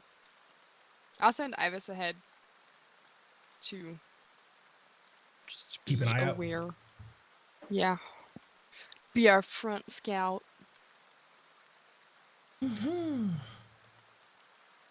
Problem. Hey, where's okay? Yeah, I'm up here, Bart. Up here. Yep. Not you. Oh, all right. He's behind the tree. All right, I just gotta keep an eye on him. Let's make sure he's close. Where are all my spell slots gone, though? We lost them all. It's weird. As you all continue on Oh, 'cause I early in spam the shatter. morning. See what happens when you just have fun. You lose all your spell slots. As pressing on through this early morning drizzle, it's pretty cold, 42 degrees or so, and less than ideal, but it is with an uneventful and it seems mostly quiet travel that you see Mitros more clearly now as you press on. Only a bit of time passes before you reach the city proper.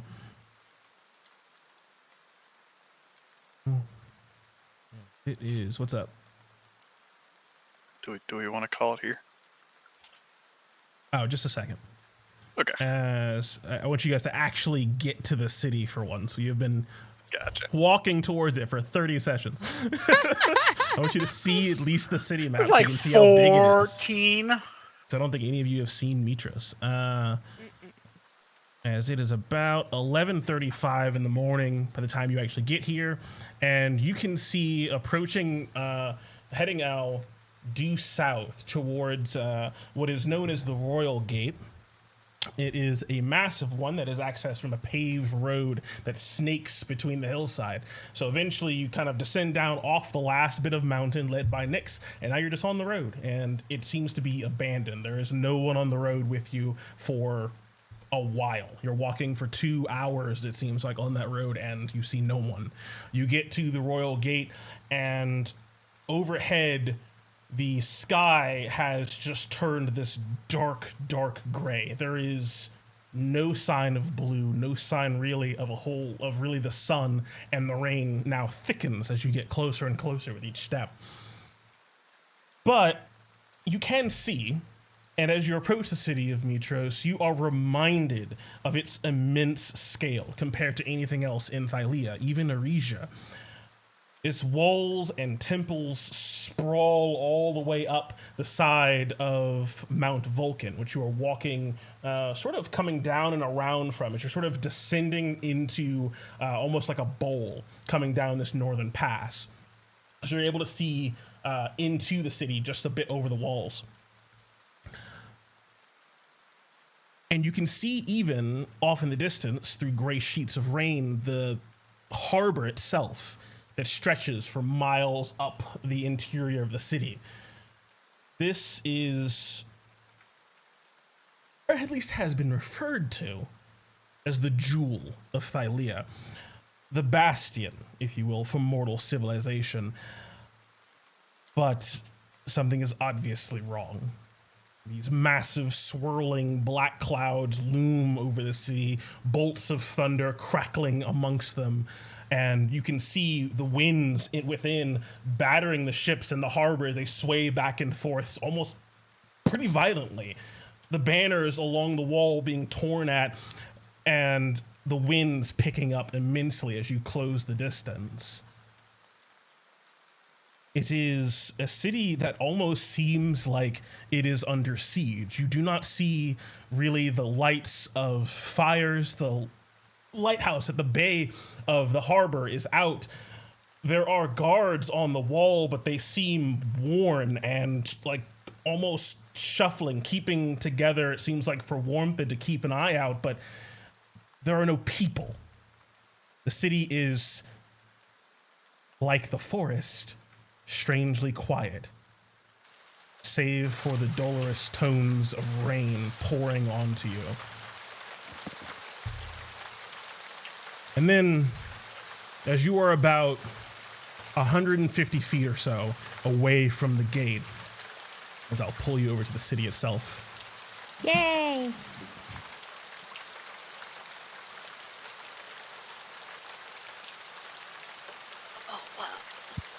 Oh, wow. As you guys are up at 24, all the way in the top left. 24. Right by Kiefer Sutherland. Oh god, it's so big. Wow. I know, right? Look at this. This is beautiful. Now this is a true metropolis. Indeed. Yeah. The Centurions. Font. Huh? Love it. I love the Flintstones font. As the guards and Centurions up at the top of this gate usher you all forward, seeing you descend down the path alone, no one else around you. Glancing up at the sky, you notice the clouds have contorted into, weirdly enough, it looks like a face is forming in the clouds. A short and close-cut cloud-like beard, two crackling blue eyes, as it seems like the scowling visage of Sidon. What? The Lord of Storms has appeared in the storm above you, as his eyes seem to rove over the city like a hungry predator until they abruptly lock onto you. Oh boy, oh boy. Oh no. I flick him off. Oh boy.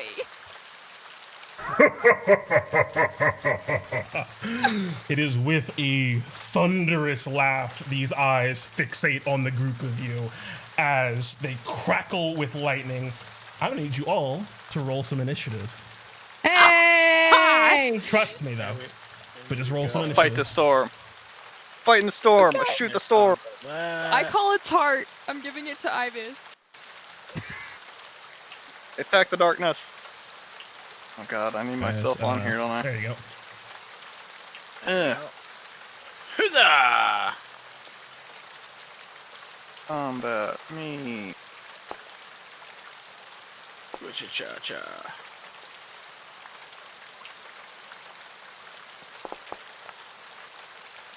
Oh, it makes so much sense for them too, because they're covered in all this armor. Beautiful. As Atreus and I believe it was Theamos. Yeah, Atreus and Theamos. And you can see this visage laugh, it seems like. The eyes fixate on you, crackling with lightning, and it seems like the eyes themselves shoot out of the storm directly in your direction as two bolts of lightning crackle out of the sky and slam into the ground in front of you, as I need both Atreus and Theamos to give me some dexterity saving throws. Well, we don't want for the resilient wisdom. Yeah, I'm gonna re-roll that. Loaded dice! Loaded dice! Let's just pre-roll that real quick. We are the chosen ones. We're here today. That's better.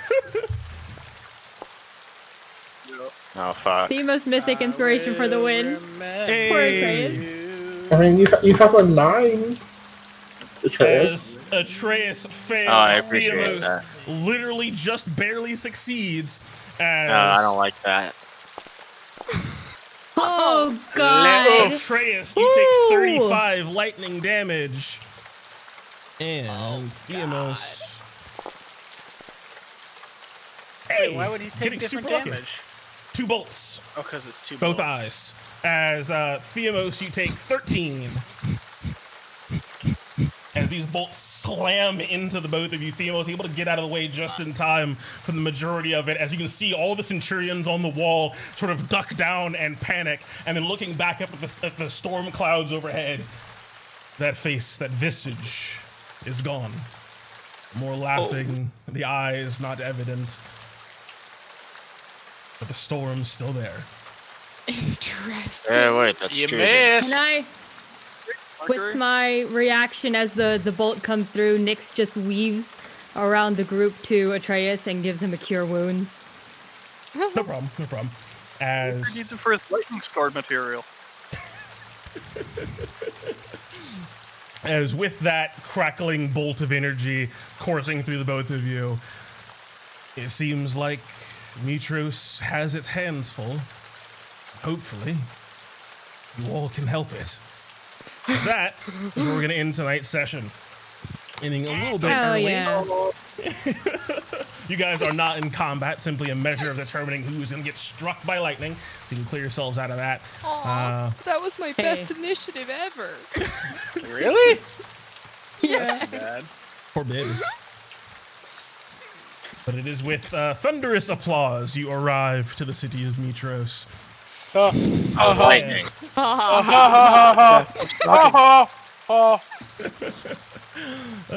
What Wasn't even waits in clapping. store for you? We will have to see next Sunday right here on Lionhead Gaming at 5 o'clock Eastern, as we'll be continuing on with Heroes of Thylea on to episode 27. I do want to announce that I'm in the midst of recording some nice compressed recap recordings for the past 25 episodes, and so those should be uploaded to the podcast very soon, in case you just happen to stop on by today and curious as to what the story so far has been. You can look forward to updates about those throughout the week, both on Twitter and in the Discord, so be sure to follow or hop into either one or both of those. I want to give a massive thanks and shout out to Sphinx Rawl for gifting 5 tier 1 subs earlier in the stream. Thank you so much for your support. It goes a long way. We do have something coming up soon, a little bit of a giveaway in the works, but stay tuned for more information about that. And we, of course, have more D&D right here on Lionhead Gaming. This upcoming Tuesday, we'll be continuing with Kingdoms of the South, as I believe we're heading back to the camp, right, with our wonderful little contracted devil in tow. I know how we said we weren't going to set up an ambush after we said we were going to set up an ambush, and I feel like we're going to end up coming back on Tuesday and end up setting an ambush. So who knows what'll happen? It's going to be great. The Kingdoms of the South, Apex Alliance are professionals, we swear. Or maybe we won't. Maybe we'll head back to the city and investigate this mysterious water temple, or who knows? Lots of options, lots of pathways. So let's find out what it is we end up doing this Tuesday at 7:30 p.m. Eastern. And then hot off the heels of putting down some red caps and some strange mushroom monsters in a fey-ridden elven forest, this Thursday we'll be continuing the adventures with the Valiant Vanguard as they arrive, it seems, at the trusty and warm and inviting tree cabin of our druidic teacher. So that is sure to be very interesting, and I'm looking forward to finding out more about what's going on in the Elven lands and what's going on in the city, if the Fae have reached there, and what the deal with Persephone's brother and their marriage and all this other nonsense, not between Persephone and her brother, but between the brother and a Fae queen, I promise. So you don't want to miss out. I mean, you're right. Who knows? Persephone might marry her brother. It's weird Fey Elven shit. Who knows? So I want to thank you all so much for watching. And that's, I think that's all I got for you. Unless I'm forgetting something. No, I don't think so. So, may your dice roll 20s, and you always make your saves. Right. Toodles. Later. Bye. That was so quiet, Brendan. Wash your hands! Registered to God vote. damn it.